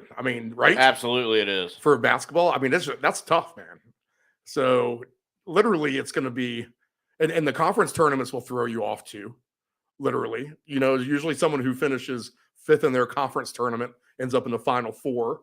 Just stuff like that. So I don't know. I kind of have a little bit of a fine eye out there. I'm going to keep my focus on soccer, boys, once football ends. And of course, there was no soccer this week with the FA Cup tournament or Carabao Cup, whichever one they're playing. They're playing both simultaneously between EPL games, so it gets a little confusing at time. And then those tournaments, they're playing like the backups. It's almost like a preseason football type of feel, because in a lot of cases, it's just not a good matchup, and the EPL is going to be the more important thing at the end of the day. So rest this starter here, rest this guy here. You just never know what you're going to get, and you never get goals. So my lesson 1 year picking with it, and then decided not to. So no EPL. That returns on Saturday, or actually I think Friday. I think there's games, but we'll have the soccer paycheck on Friday afternoon at 4. Special programming announcements that day. Meanwhile, it has something to do maybe with what the puck is going on. But what the puck is going on will be on 6 o'clock Monday evening Eastern Standard Time as well. Nephew Dave will be here. If he gets tied up, then I'll do it. For sure. Or the other way. Yeah, we definitely have some thoughts coming from what the puck is going on, so we'll have to stay tuned for that. And an easy slate in hockey today. Not much going on. No, just about 3 games today, Steve, I think. Capitals being one of them, though. They've played more games this year so far than anybody else. So after the All-Star break, they are going to end up going on a break, and they won't play again, Steve, until, I believe, February the 11th.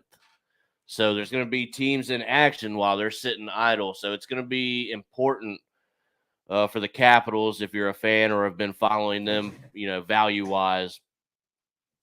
It's going to be important for them to get these final 4 points before the All-Star break and then before they take kind of a bye week, so to speak. So while there's not a lot of hockey, if your interest is there in Washington, kind of like ours, or if you're keeping track of it for betting terms anyway, that's probably the juiciest hockey game of the day. So a little bit of action there. One important game for us anyway. But, yeah, not much today for that. And the Daytona 500, Anthony, right around the corner there. How about that? That gives you a little something to look forward to here in the springtime. And really, if you want to take that one step further, it could potentially be, well, maybe we can drag Nephew Dave and do the return to Dover. Hopefully we'll get a nice day where we got rained out last year. But we could discuss that. That might be kind of fun to do. I think they had a bad Wi-Fi. That might not be a good idea to try to do a show from the racetrack, to be honest. I think that was an issue. Was that correct, Anthony?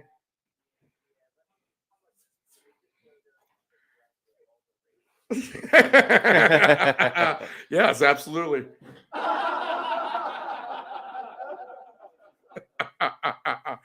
But yeah, and potential spring training trip for me, boys.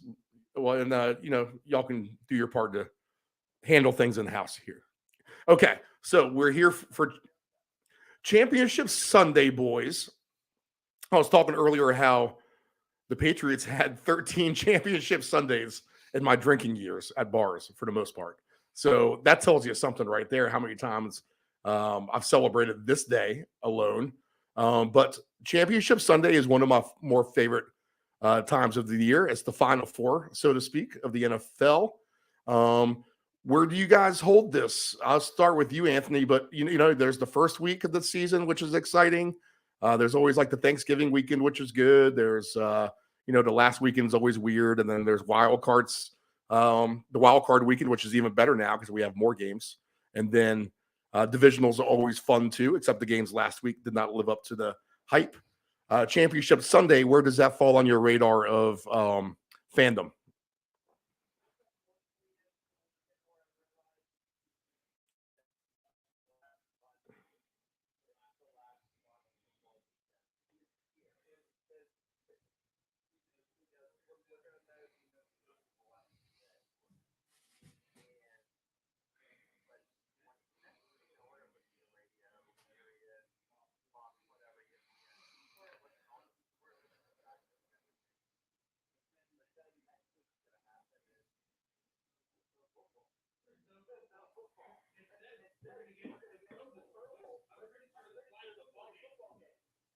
It is. So big excitement for that. Not.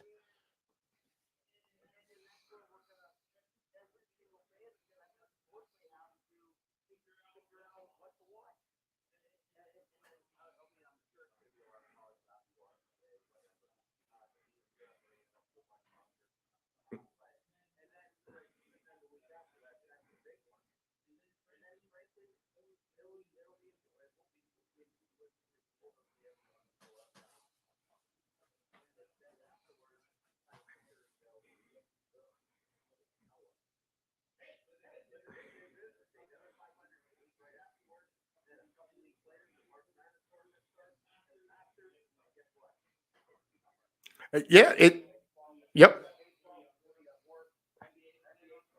Your playoffs. Yep.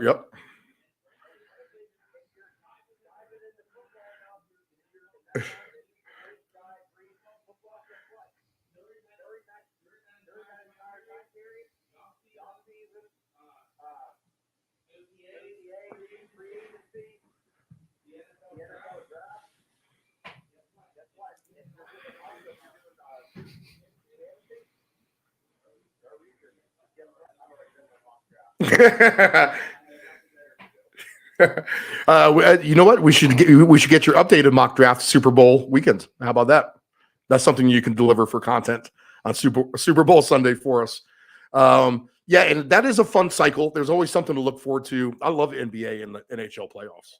Oh yeah, for sure. And so we got a lot we can work with down the road. Nephew Dave, Championship Sunday for you. Where does that fall in your football heart shape that you have? Yeah, Steve. It's always fun, but like I said, or like Ant said, it's you realize the football season is right at its end, which is always depressing. It always comes too fast.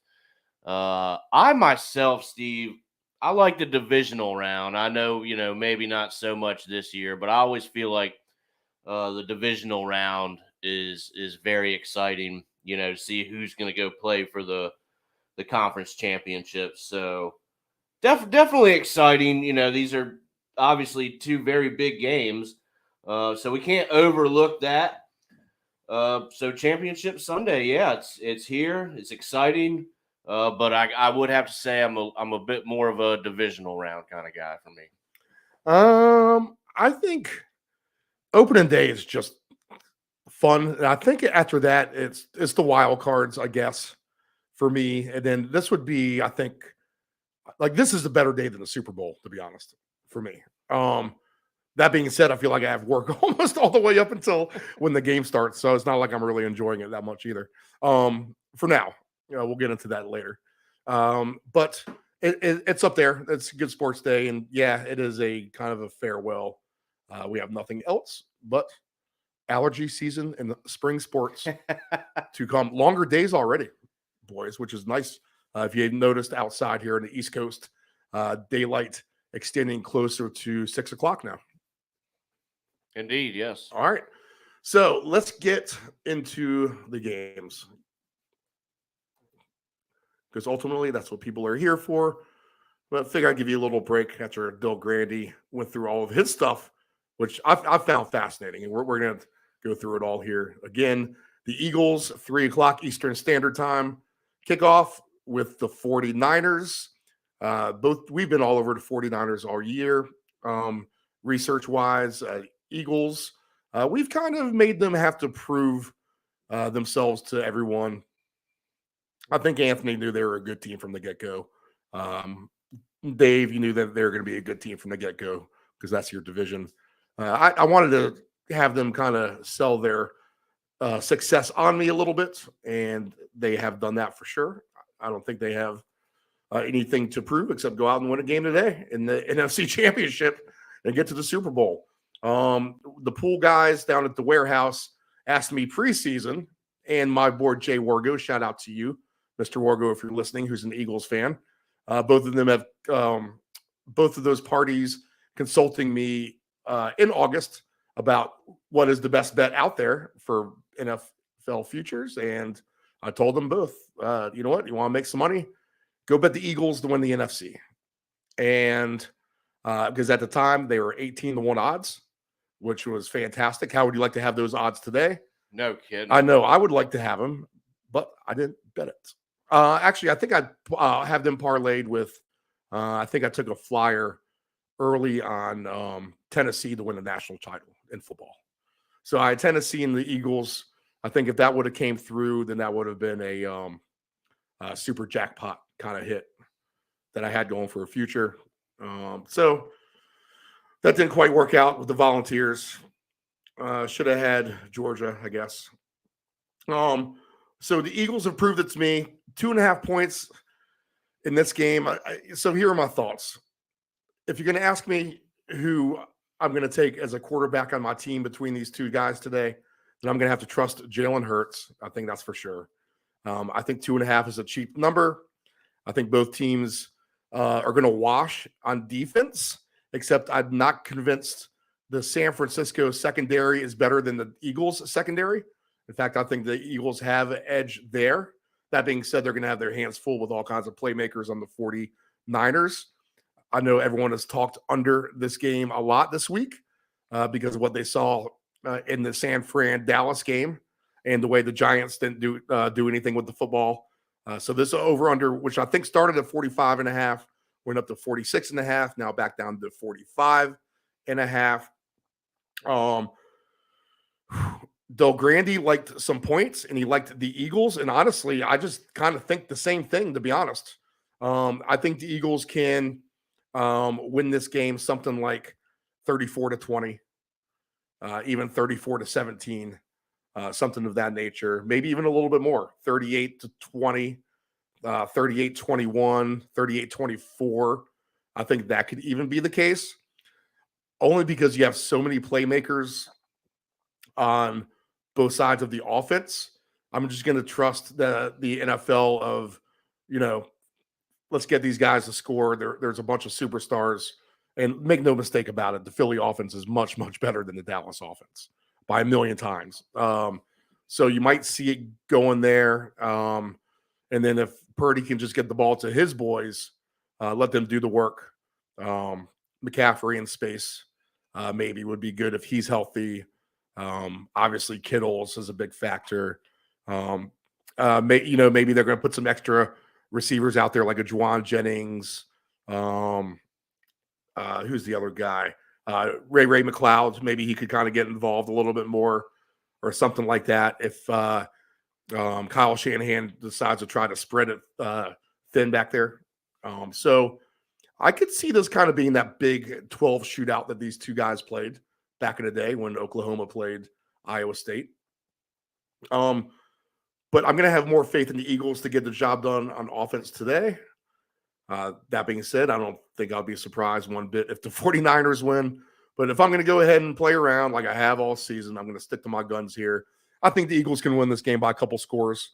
And if they do that, the Niners will get their points as well. And I think it goes over. I like the receiver props. I like A.J. Brown's props. I do like Devontae Smith. I think that Del Grande mentioned the same guy who covered A.J. Brown for the 49ers covered C.D. Lamb and got torched last week. So I could see some of that going down.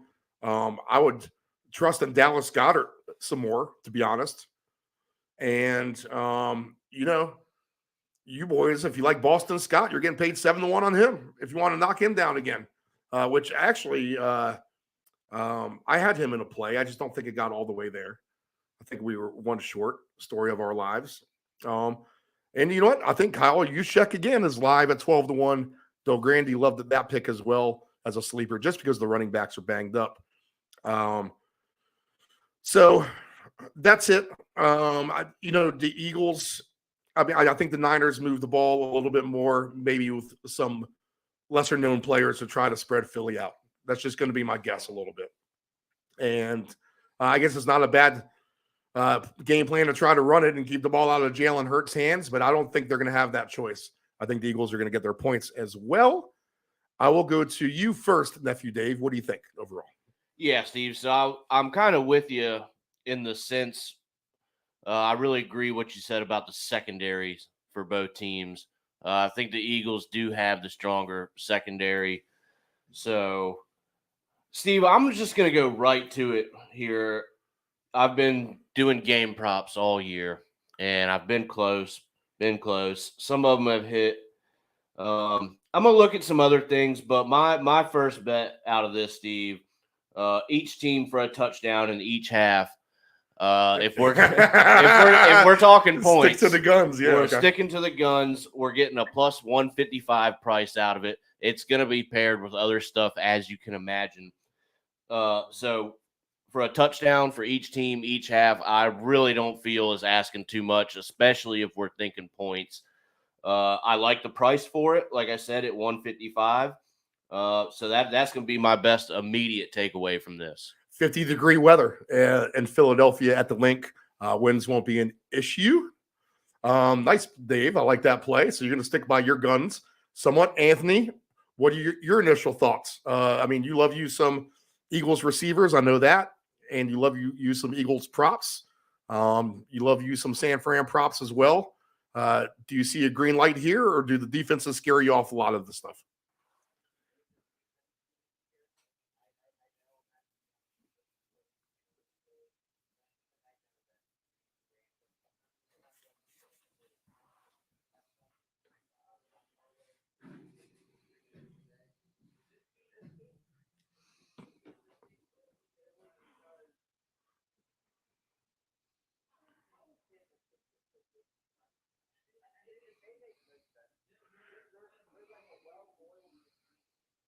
Yeah, I mean, they good coaching, and I mean, if you have a good D line and O line, that helps, and they have that for sure.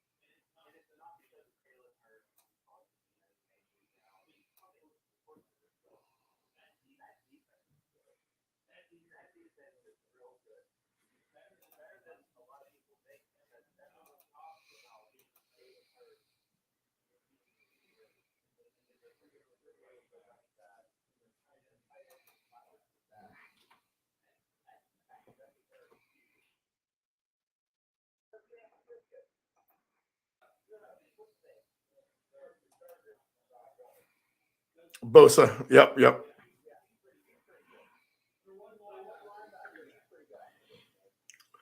Greenlaw. I mean, you got them all. It's all the same dudes. I can pull the roster up and talk the depth chart if you want me to, but we all know. Yeah.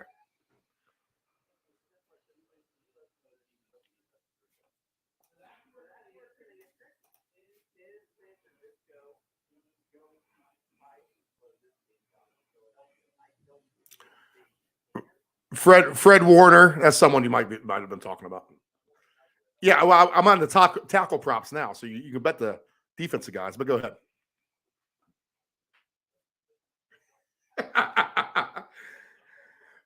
Charvarius Ward to record an interception is plus 1120. How about that?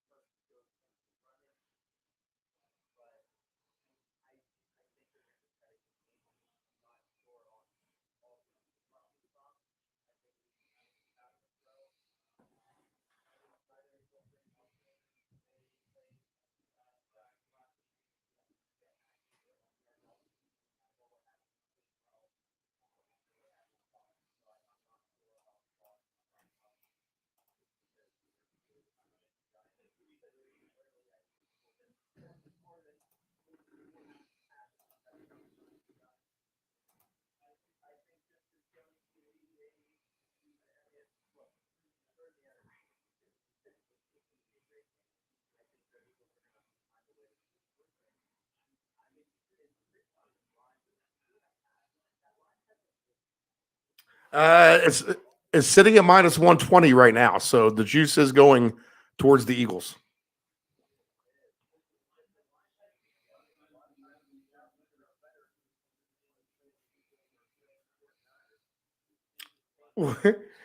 Well, the other game, how about that? I mean, the other game was crazy with the spread, but continue. We'll get to that.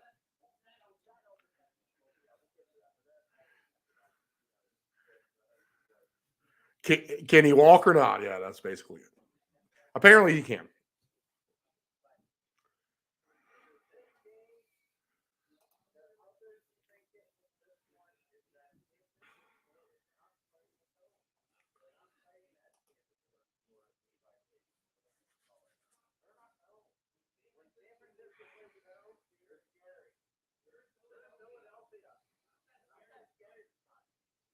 And who's Brock Purdy's toughest matchup so far? Frankly, I think it's Dallas. And Dallas is a decent team. They won, of course, but Philadelphia is better. I'm going with Philadelphia. I'm going with Philadelphia, and not just the points, but I think they're going to get a couple more on them. I don't know how high scoring it could get. I'm nervous about this one. But if Jalen Hurts really is all that, and he is the real deal, and this Philadelphia defense is the real deal, I can go with a couple touchdown score, win like a 27-14, 27-17 kind of game. Okay, so you're right there on the over/under. What are you going to look at prop-wise? So you're going to get someone that has a score. You like the Philly defense. That's plus 650.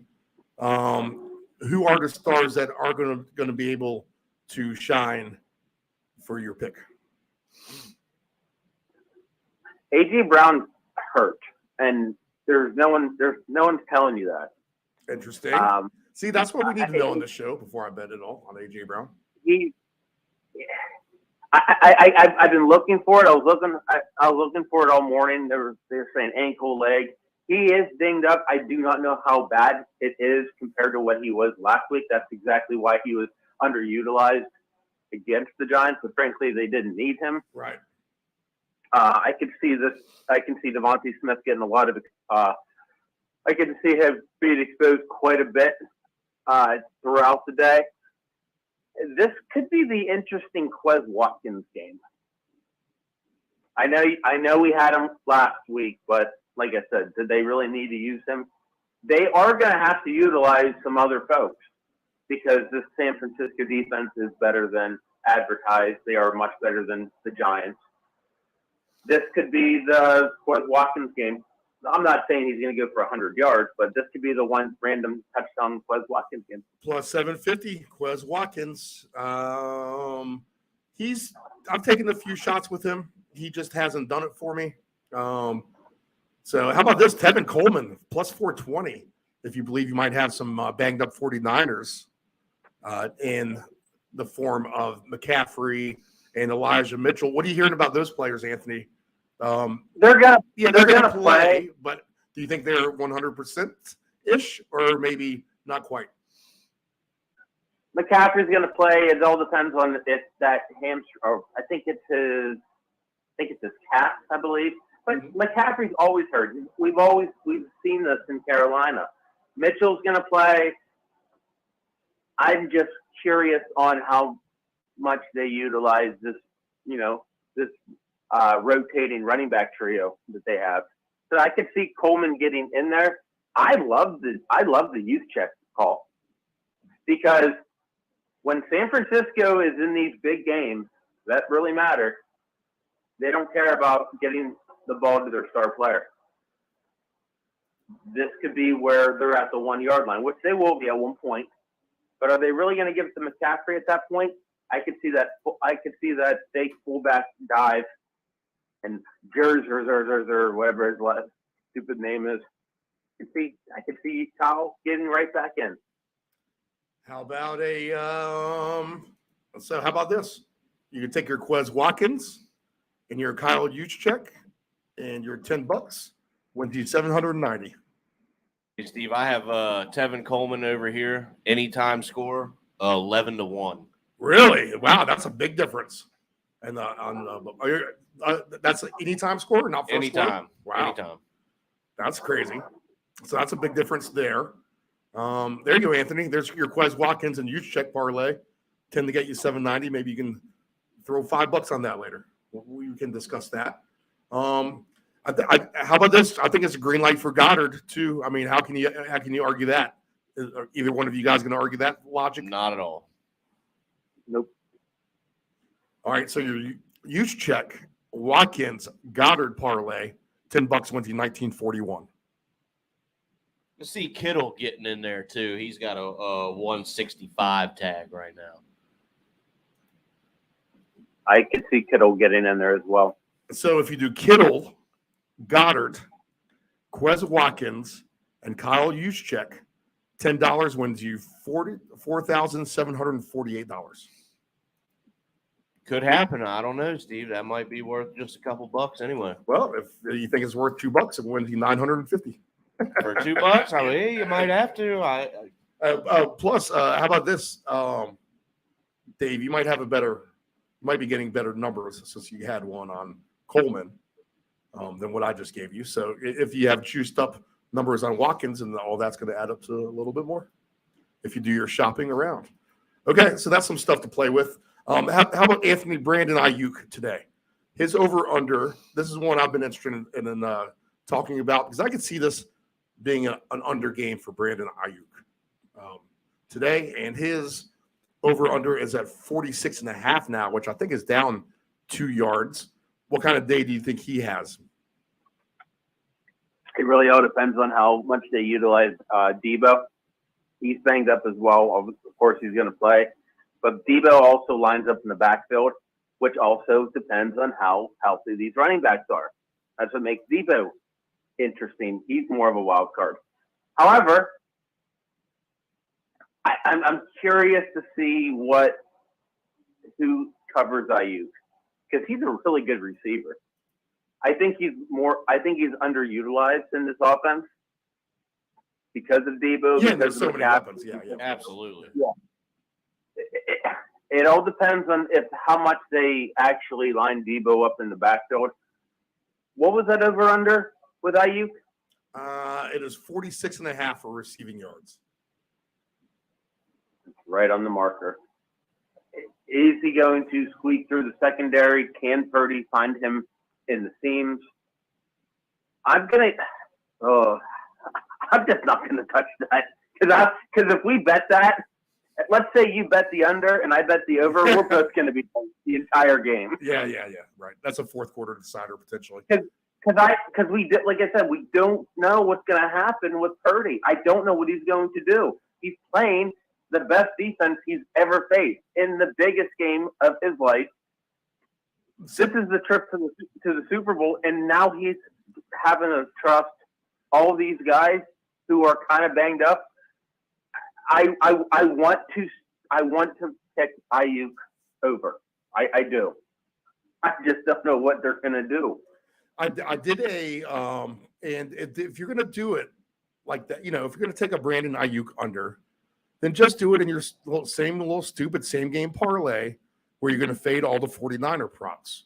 Like this X receiver is going to go under 2, Purdy under passing yards. Eagles to win, money line. You got to add those kind of guys together because I think there's a domino effect involved. Obviously, if Purdy can't get the ball to his guys, then most likely that prop will go under. So I did a kind of a weird one just with that kind of thing. McKinnon is more likely to get receiving yards, I think, than rushing yards. We'll talk about that next in the next game. But there's some correlated things that you can go with if you're going to do an over-under straight on yardage. How about this? Would anyone take Debo Samuel at 50-plus rushing yards at plus 640? I thought about that. I saw something about that on my book, and it made me really kind of start to think about it. I don't know, man. That's kind of a lot, I feel like, but it is kind of it's tempting, I would say, I guess. Anthony? 640? I mean, if you're going to, let's say you throw Debo for 50 rushing yards and, let's see, who's a random guy? I mean, you could do Jalen Hurts at plus 106 for 50.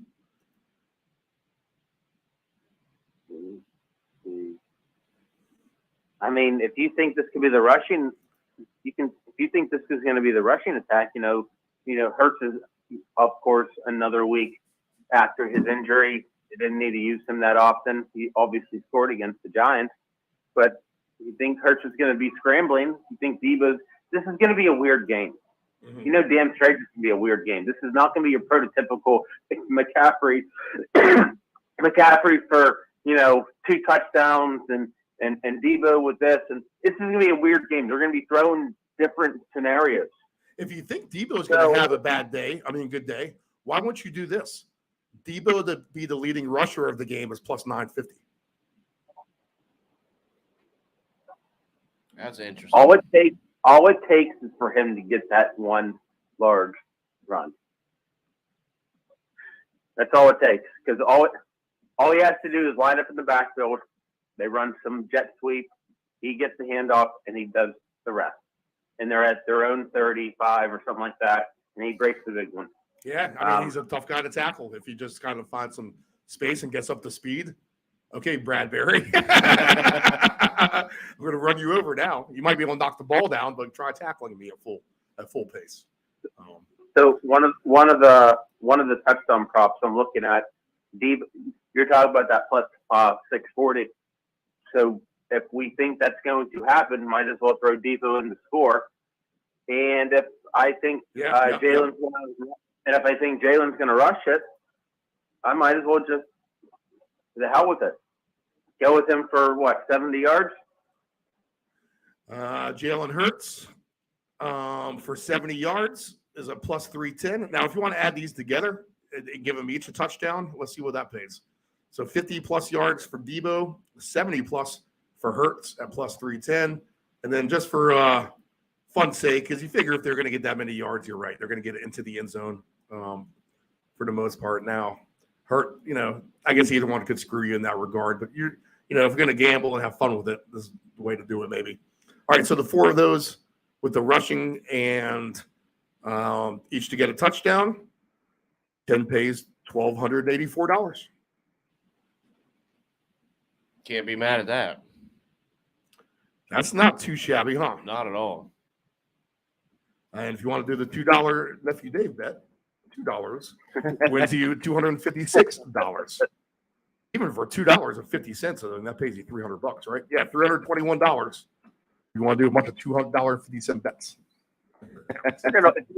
If you're gonna spend $10 today and you're gonna make 4 $250 bets, I mean, look, there are 3 games left, and 2 of them's gonna be done with today. Yeah. Take your stabs down. People want some of this Why stuff. not? I mean, I think I'm going to have to. Maybe I'll take a picture of this one. If you want to get, I'll remember the last crazy one we did. This is the weekend to get weird. You want to throw that $2.50 on some random, I don't know, Jawan Jennings. I was already talking about Quez Watkins. This is the week to do it because guess what? When the Super Bowl hits, it's going to get even weirder. So you might as well get all of the crap out of your system now. I was doing this kind of weirdly too. I had Jawan Jennings, huge check, and let's see. Did I put Quez Watkins in there? I did. Let's see. So I got to take a couple off because this one's paying too much money. Oh, maybe it's not. Oh, how about so this is stupid. I'll just give this payout first, and then I'll give you the payout I was looking for. I have it combined with the last one. So Debo 50 plus yards, Hurts 70 plus yards, and then anytime touchdown, Jawan Jennings, Kyle Juszczyk, and Quez Watkins, then pays $8,778. Now I was not doing the yards; I was just doing the 3 touchdowns. So Jennings, Juszczyk, Quez Watkins, 10 wins, $4,750 on that. Yeah. So if you want to get crazy this week, this is the week to definitely do it. And Anthony, your defense will juice it up as well. And Dave, your Tevin Coleman, your 11-1 will juice that up. So have fun with that, boys. I think a million different directions to go. I think there's going to be a little bit more points scored. So a couple of these other players could hit. So that's going to be my final take on that. All right, let's go to the other game. The Chiefs and who are they playing again? The Bengals. That was more of a joke at the last second because I actually did remember, but it did take a half a second for me to think.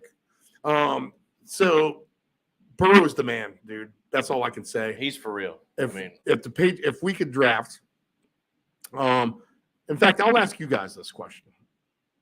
Because if I could draft any quarterback of the Final Four for my team, or really any quarterback in the league for my team, the Pats, then I would want Joe Burrow as my quarterback, to be honest. And if I could take any coach right now to be my coach of the Final Four, building from scratch, then I think I'm going to take, how do you not take Andy Reid again at the end of the day? Dave Grande said Jalen Hurts and Andy Reid. Anthony, who would you take?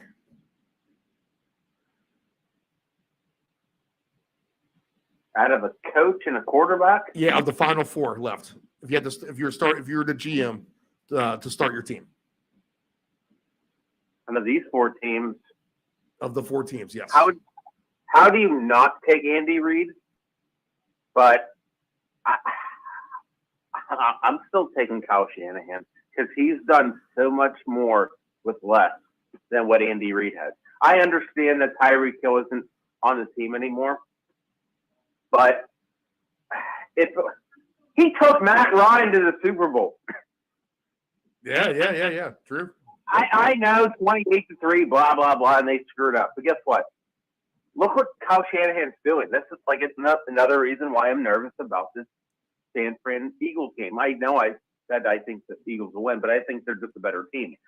Shanahan, for some stupid reason, always does more with less. And look but at the same time, he made Deebo Samuel into a superstar. You remember him a couple years ago? No. And then what did he do? He got Christian McCaffrey from the Panthers.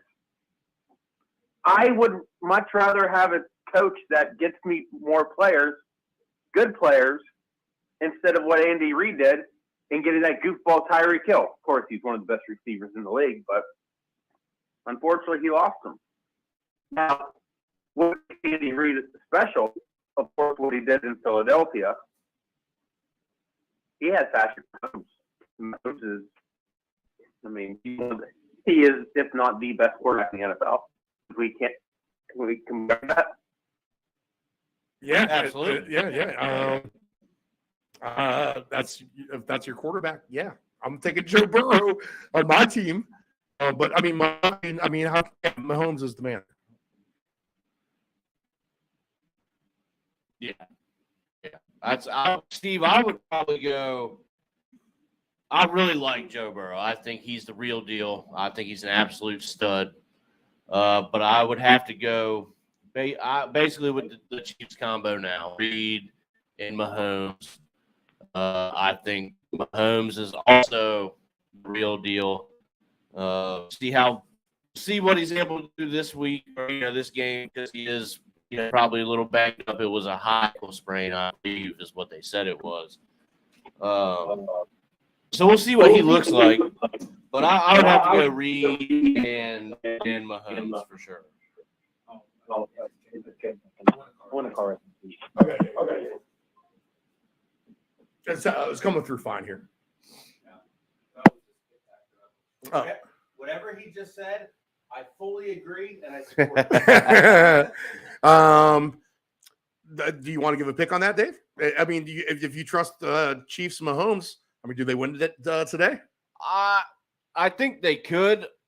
They're gonna have to win in a shootout because, like I've been saying for most of the year, I don't trust in their defense. I think it's okay, but I think that they need to beef it up a little bit in this coming offseason. I just don't think they have the defense to win a championship this year. Not that they're a bad team. They're certainly capable, Steve. I wouldn't say that they're not. But as has all year, it's been the defense for Kansas City that has worried me. So I like the combo, but I really think Cincinnati comes out on top of this one. But I like the Chiefs team. I have nothing against them. Again, their one problem for me to really jump on that train is the defense. And you've got Jamar Chase and Burrow coming in here and the other weapons that he has. I think there's a potential for a big day for Cincinnati offensively. All right, so you like the over in this game, right? I do. I think I'd move it to even 53. It's at, 47 now? Let's see what my number is for that alternative total points for over Cincinnati and Kansas City is, over 52.5 is plus 158. That sounds juicy. Anthony, is this a shootout? Colder temps, a little bit of wind maybe. But is the weather or health, is that going to slow this game down in terms of it being a shootout? What are you going to look for? Well, let me finish because my phone had a little issue. Yep. You asked about the coach and the quarterback. Yes. I'm still going to ride with Shanahan. before my phone decided to crap itself. I think Mahomes is the best quarterback in the league. But guess what? I would rather have Joe Burrow on my team when it matters. Oh yeah, we missed that part on the connection, I think. Yeah, we did. Yeah, okay. I couldn't hear anything. So even when I sarcastically said, Dave, you're doing a great job. First off, I'm sure you're doing a great job. But second off, I'm sure you guys brought something up like that up. When it comes down to it, kind of like, look, go back a decade. Eli Manning wasn't the best quarterback, but when it mattered, look what he did. He took down Tom Brady twice in the game that matters. And I could even say the same thing for Big Ben in Pittsburgh. When it matters, who do you want on your team? Do you want the flashy guy? Do you want the sidearm throwing Mahomes? I don't. I want Joe Burrow. I want Joe Burrow throwing it to those studs. Chase, Higgins, even Tyler Boyd. You guys remember watching those guys in college? Chase at LSU, Higgins in Clemson, Tyler Boyd in Notre Dame. They were standouts. Even Hayden Hurst. Now that they've incorporated Joe Mixon and Samaje Perine, I know their offensive line isn't that good. But for some reason, Joe Burrow gets done. Is there a chance that they actually play decent? the backups too. That's all you hear about is the line issues. They didn't have any problems last week against the Bills. We'll blame the snow. I mean, is there a chance that those guys are actually just good anyways, and that they just have depth? They've drafted well, and I think Buffalo's just a good regular season team, honestly. And Josh Allen's dinged up, of course, but they just didn't know what to do. I think they also got out-coached, out-schemed. Remember, Brian Dable's not in Buffalo anymore. If Dable was there, it would have been a cakewalk for them. I know McDermott's a good coach, but whatever Zach Taylor's doing in Cincinnati, the chemistry that Cincinnati has, especially when it comes to the playoffs, they are going to be difficult to beat. Yeah. They have the camaraderie amongst them is, it's maybe second to none, realistically. You look at it, coach, check. They're better than Cincinnati. Quarterback, check, I guess. In reality, better than Cincinnati. Travis Kelce, better. They have an absolute swarm at running back. Now that CEH is back, Clyde Edwards-Helaire, he's back. I'm not sure how much he'll be used, but you got Helaire, you have McKinnon, and you have Pacheco, the rookie. And you have so many weapons on this Chiefs team. Juju's back. I'm not sure if McCole Hardman's playing or not. I haven't. I have him on my prop list plus 14 for a touchdown. Yep. You got Hardman. You got MVS. Remember, MVS, he's still pretty good. He doesn't wear number 83 for Green Bay, but didn't he catch a touchdown last week? Plus, he did. And he's plus 410 today. So what Kansas City does is that, and that's what makes Kansas City scary, because everyone just thought, oh, it's Tyreek and these guys and Kelsey and the running backs. But Mahomes is so good that it doesn't matter who's on the field. There's a stat last week too, Anthony, where Noah Gray had a significant amount of passing routes in his game. Who the hell's Noah Gray? Exactly. The third white boy tight end. Yeah. And who's the other white tight end who wears a number that's similar to Kelsey? It doesn't matter. Right. The biggest thing is going to be is how hurt is Mahomes. I mean, we saw the videos. We saw he wasn't limping. That's a high ankle sprain. Steve, have you ever sprained your ankle? Oh yeah, yep, plenty of times. Yeah, I'm no doctor really, but there's like a low ankle sprain and a high ankle sprain. And a low ankle sprain is like when you just roll it. You limp a little bit. You ice it. It goes away, in a week or so. High ankle sprain, that's the big one. That's the kind of crap that like affects the movement between not just your ankle but your entire leg. Mahomes is getting shot up like you wouldn't believe. Oh yeah. Yep. He is playing it off. That shit hurts. Oh, absolutely. I couldn't agree more. He is going to be like, if anyone watches wrestling, it was that one scene I watched. I had to watch it on YouTube. I think it was The Undertaker, who was in a wheelchair, and he was in a cast, and then all of a sudden he just came out of nowhere. That's what Mahomes is going to be. I don't know if it was The Undertaker, but if anyone watches wrestling, you know what I'm talking about. I forget who it was. Damn it! Now I'm pissed off. Look, he's going to do that. That's why they said Mahomes is off the injury report. He's 100% healthy. Bullshit. He's hurting, but they're going to be shooting him up left and right. But Mahomes is so good, it doesn't matter. He could be sitting down; he'll still be able to make throws. I am so happy that this is a later game. Is this a green light for props for you, Anthony? Nephew Dave says a lot of points. Are you going to go with that instinct? So the answer to your question is yes. I'm not. I think it's going to land right on that over/under number. I don't know if it's going to. I don't think it's going to go any over or under. I was looking at correct scores, and here's the only reason why. So the last two, so they played each other, and the last 3 times they played each other, the Bengals won that game, right? Yep. And in 2 of those games where they played, the Bengals won 27-24.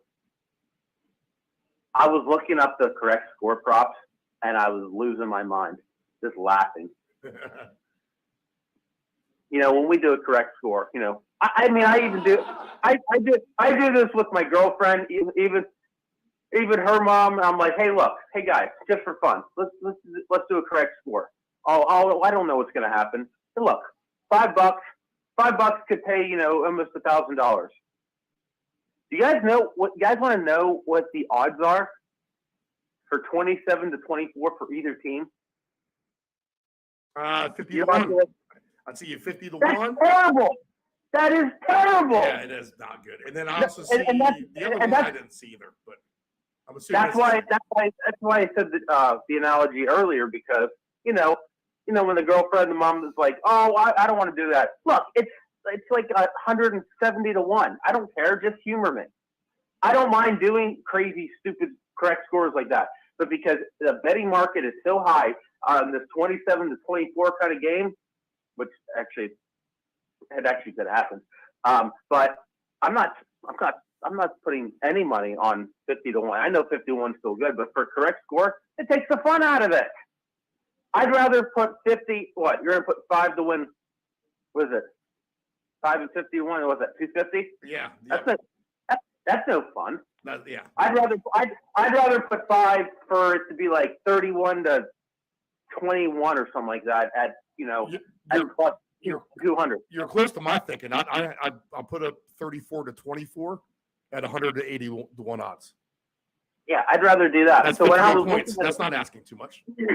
No, and that's why I was laughing. I'm like, wait, 50 to 1. 5 wins $900 for that one. Not worth it. So, but I can see a score where it's similar in that retrospect. Of course, I'm not. I actually just kind of want to do. I'd rather do like 26 to something, but we'll see. All I know is with this game, I at least have somewhat of a prediction with Philadelphia against San Francisco. I still think Philadelphia will win. I don't know who's going to win this game.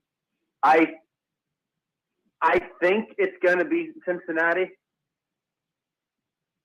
but I don't know. I don't know. I mean, that line has shifted. Mahomes' ankle, Cincinnati's defense, their offensive line, everything else is Kansas City. I mean, we saw them win convincingly against Jacksonville for the most part, and we saw what Cincinnati did to Buffalo. But Buffalo, like I said, is not that good of a team.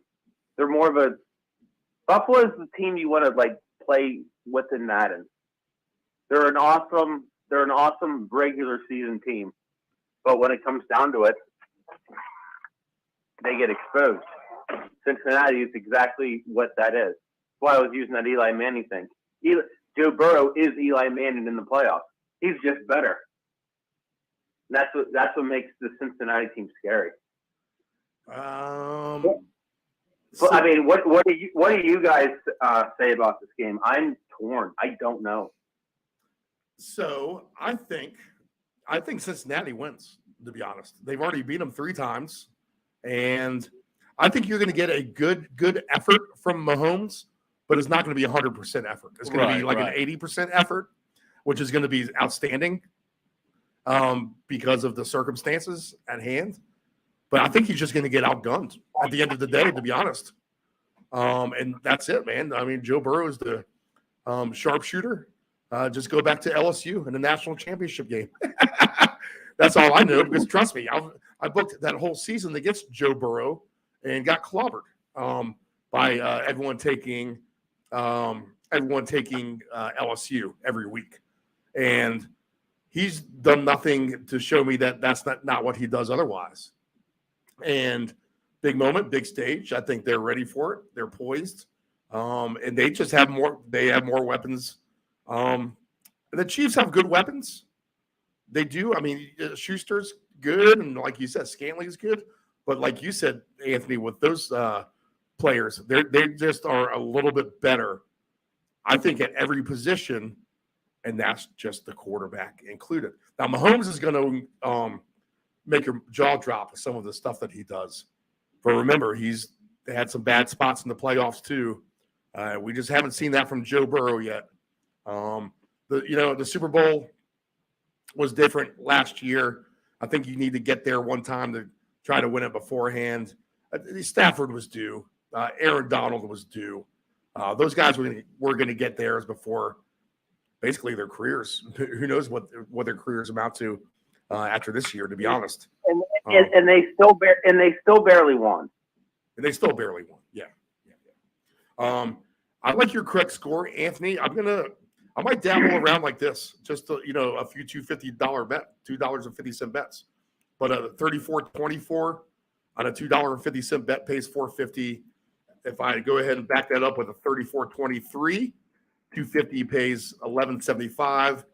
34-21 pays $11.75 as well.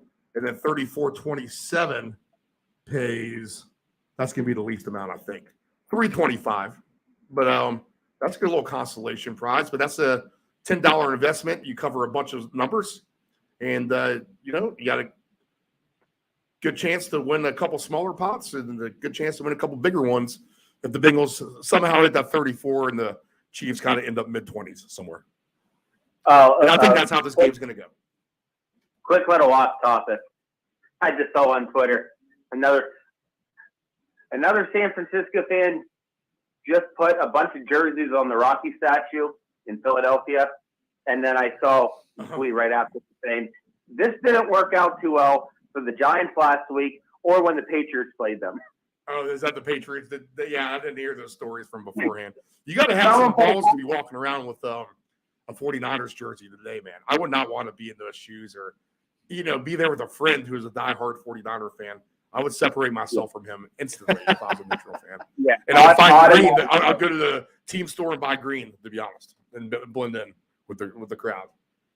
Yeah, I cannot wait to see tomorrow morning on my Twitter all these Philadelphia 49er fights, because it's going to happen. It's gonna. I don't know if we'll probably won't see any of that on TV, but I bet we get some of it on social media as the games are going on. Probably. That'll be a tomorrow thing. These are the kind of nonsense things that happen. They don't try to broadcast it, but it is Philadelphia. That's another. Like I said, if this game was played in San Francisco, I'd be taking 49ers all the way. But they're in Philadelphia. Touchdown score props. Who has the best shot for 2 touchdowns in this game? I went back to Kelsey again. I'm fine with either, frankly. I'm fine with Chase. I'm fine with Kelsey. Kelsey's 5-1 odds. What is it? 5-1. I wish the odds were better, but there's a reason why the odds are like this. Kelsey comes out in the playoffs. He is his most reliable target. He's his best target. I mean, if you're going to bet 2 touchdowns, it's going to be Kelsey. I'm still going with Chase. If you want to sprinkle in Higgins because Chase has been so dominant during the playoffs, go for it. I'm fine with any of the 3. What if you just bet all 3? Kelsey plus 500, Chase plus 500, Higgins plus 1,000. If you think the Bengals can really get a lot of points, $10 wins just about $8,000. Sure. I'll put 5 on it. I mean, that's Chase for 2, Higgins for 2, Kelsey for 2. $2.50 pays $19.57. All you have to do is root for 2 guys on the Bengals and 1 guy on the Chiefs. Yeah, just to light it up. Yep. If there's a lot of points, there's going to be multiple touchdowns somewhere. If you want to get super crazy and throw a Kadarius Toney in there, anytime touchdown, you would have to just put $1 on this for a bonus play time. But actually, they locked you out. They won't that's kind of weird. You're getting locked out on a few of these. So they won't let me add Kadarius Toney to those 3 guys for 2. But Toney for 2 touchdowns is plus 1,800. McKinnon for 2 touchdowns plus 900. There's Mixon at plus 550. Pacheco's at plus 800. I just feel like he's never a 2 touchdown guy.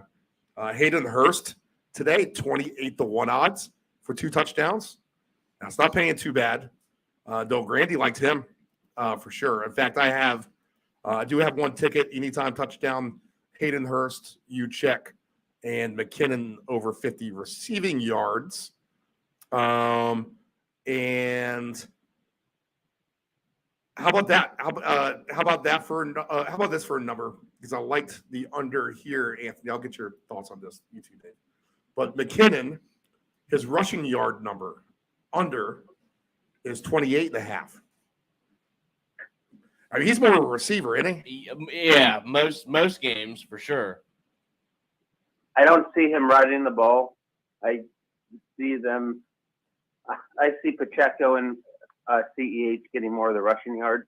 McKinnon will get some, unless he breaks that big one, and that's unfortunately what the bettors are betting on, is if he's going to get the big one or not. But he's a receiving back, even dating back to when he was in Minnesota. He's a receiving running back. He's pretty much a receiver. He's just a running back. His over 50 yards is plus 265. I took in that parlay with. I'd rather bet his receiving props because they're gonna utilize him in the screen game. He's gonna be running a bunch of spot out routes.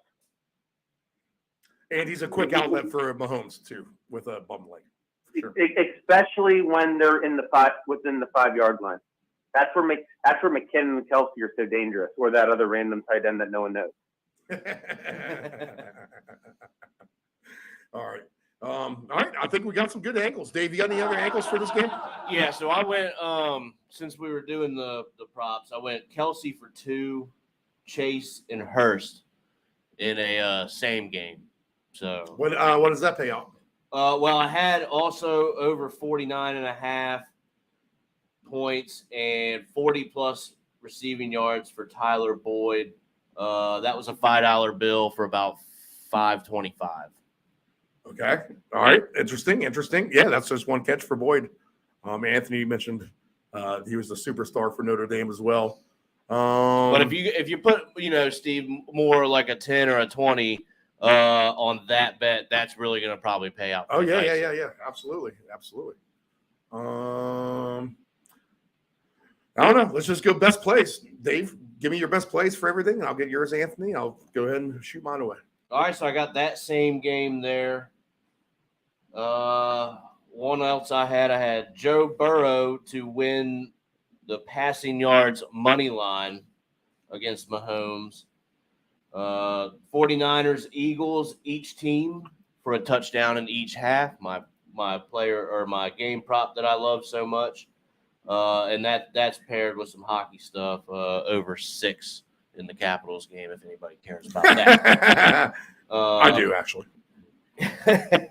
And then one more that I have a couple, but my other plays are going to be, this is a same game X. It's going to be Kelsey for 1, and then McCaffrey and Hurts for 1. And that'll probably, I got one more. Bengals money line. Then I got kind of weird with it since we're doing that this weekend. I took 1 passing touchdown between Goddard and Kittle. It's over 0.5 total touchdowns for them. That's at plus 100. Boston Bruins win and over 2.5 team goals for the Capitals. And that'll round me out. All right, and all the tickets will be posted on the Twitter at DeepEnd757, DEEPEND 757. All right, Anthony, your best plays. I think my best plays are going to be all the touchdown scores. I said. I mean, I'm fine with doing a Quez Watkins and Kyle. Yeah. Just sprinkling the weird guys all around, huh? And hope for the best. I don't mind that. I'm gonna go with a nice simple one with the Devontae Smith, a Debo, a Chase, and a Kelsey. I don't know the numbers, but I'm gonna go with a nice simple one. As far as one of my larger ones, I'm going to go with the defense, and I'm gonna sprinkle in the Philly defense and sprinkle me in the Bengals defense. If Mahomes really is hurt, we saw what the Cincinnati defense did against the Ravens. They did score that touchdown. Steve, you called it that one night. I'm still pissed off about Joe Mixon. I feel like the teams owe us some defensive touchdowns, to be honest. There could be a random defensive score in this game. I'm also going to go with the all tight ends. I'm going with all tight ends in another one. Kittle, Goddard, Kelsey, and Hurst. All 4 tight ends. Oh, I love that. I actually really like that. I might That's have to do not something bad. with that. That's not bad. The tight ends have been scoring all playoffs. So I should have mentioned that. Yeah. We did earlier with Del Grande. Actually, we were talking about that. So. And these are only $2-3 bets. But guess what? If you really want to go crazy, go with all the quarterbacks. Guess what? Purdy scored a few times, and I wouldn't be surprised. I don't know what the odds are. You might have to look this up. What are the odds for Mahomes to score?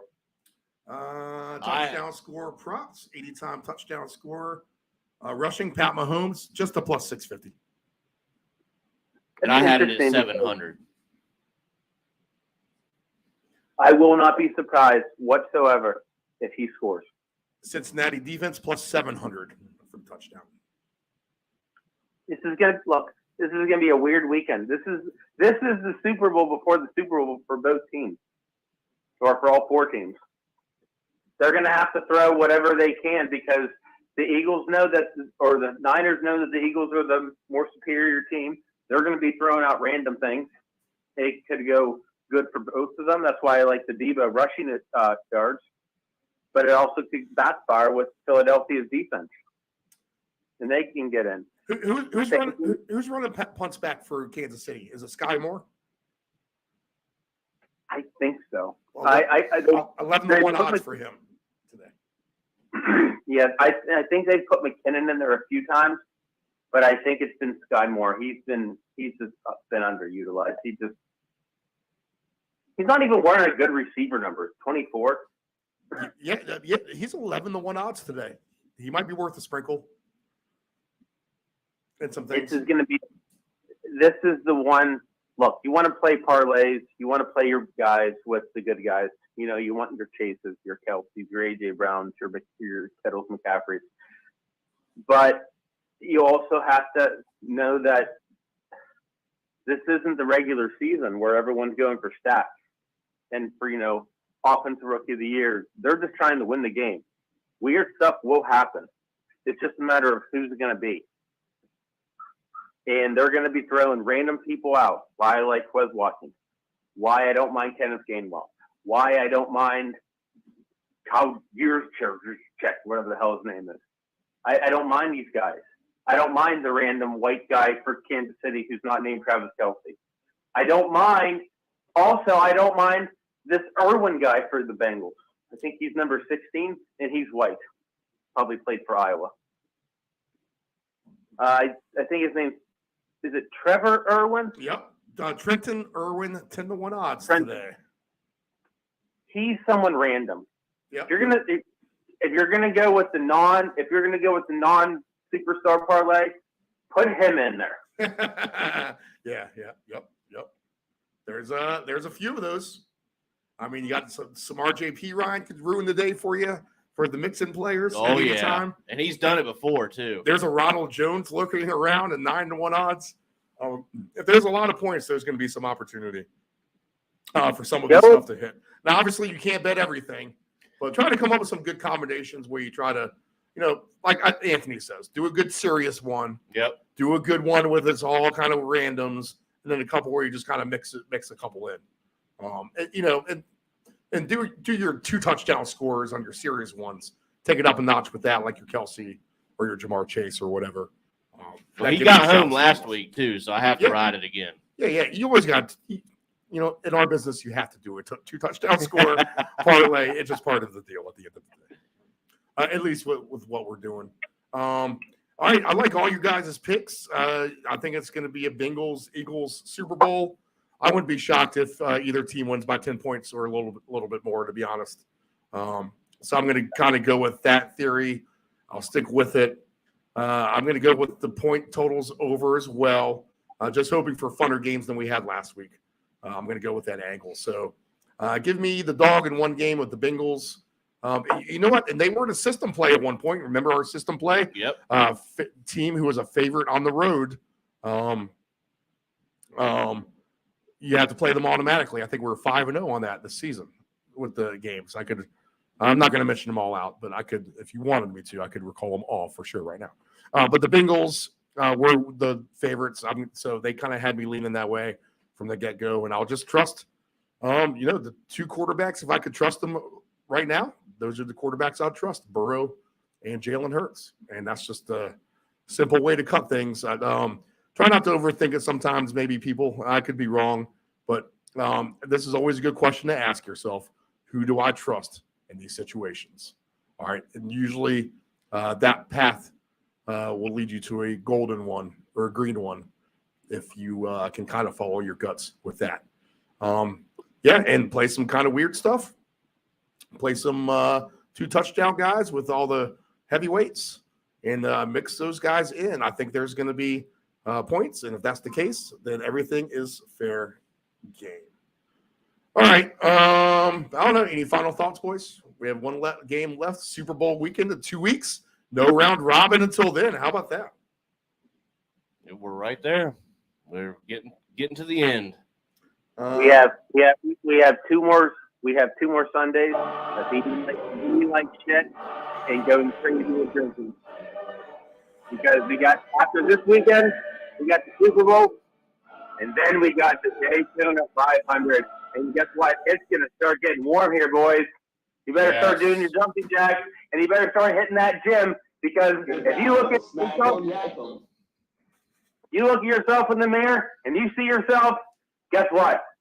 Summer's coming. So let's get all the demons out of our system today. Let's get absolutely hammered. Let's eat like shit.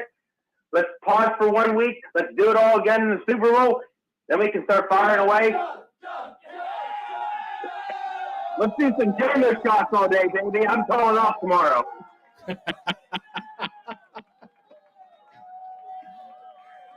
I actually worked out today, too. So maybe I get a little let's just hope this hangover doesn't last until the Super Bowl. If that's the way it's going to go down. All right, guys, thanks a lot. That was fun playoffs. The Super Bowl is our next stop. Most of this show commercial free, just the 2 breaks around Dave Del Grande. Good games. Bengals Eagles Super Bowl is what I'll say. And then you boys can see it either way, but I think we're all on board with the Philly Eagles for the most part. Right. Okay. So that's it. What the Puck is going on Monday night, 6 p.m. Eastern Standard Time. The NHL will be the focus on that. And then the Friday soccer paycheck, Friday, 4 p.m. Eastern Standard Time. Special new programming announcements. All right, everyone. Good luck on your tickets.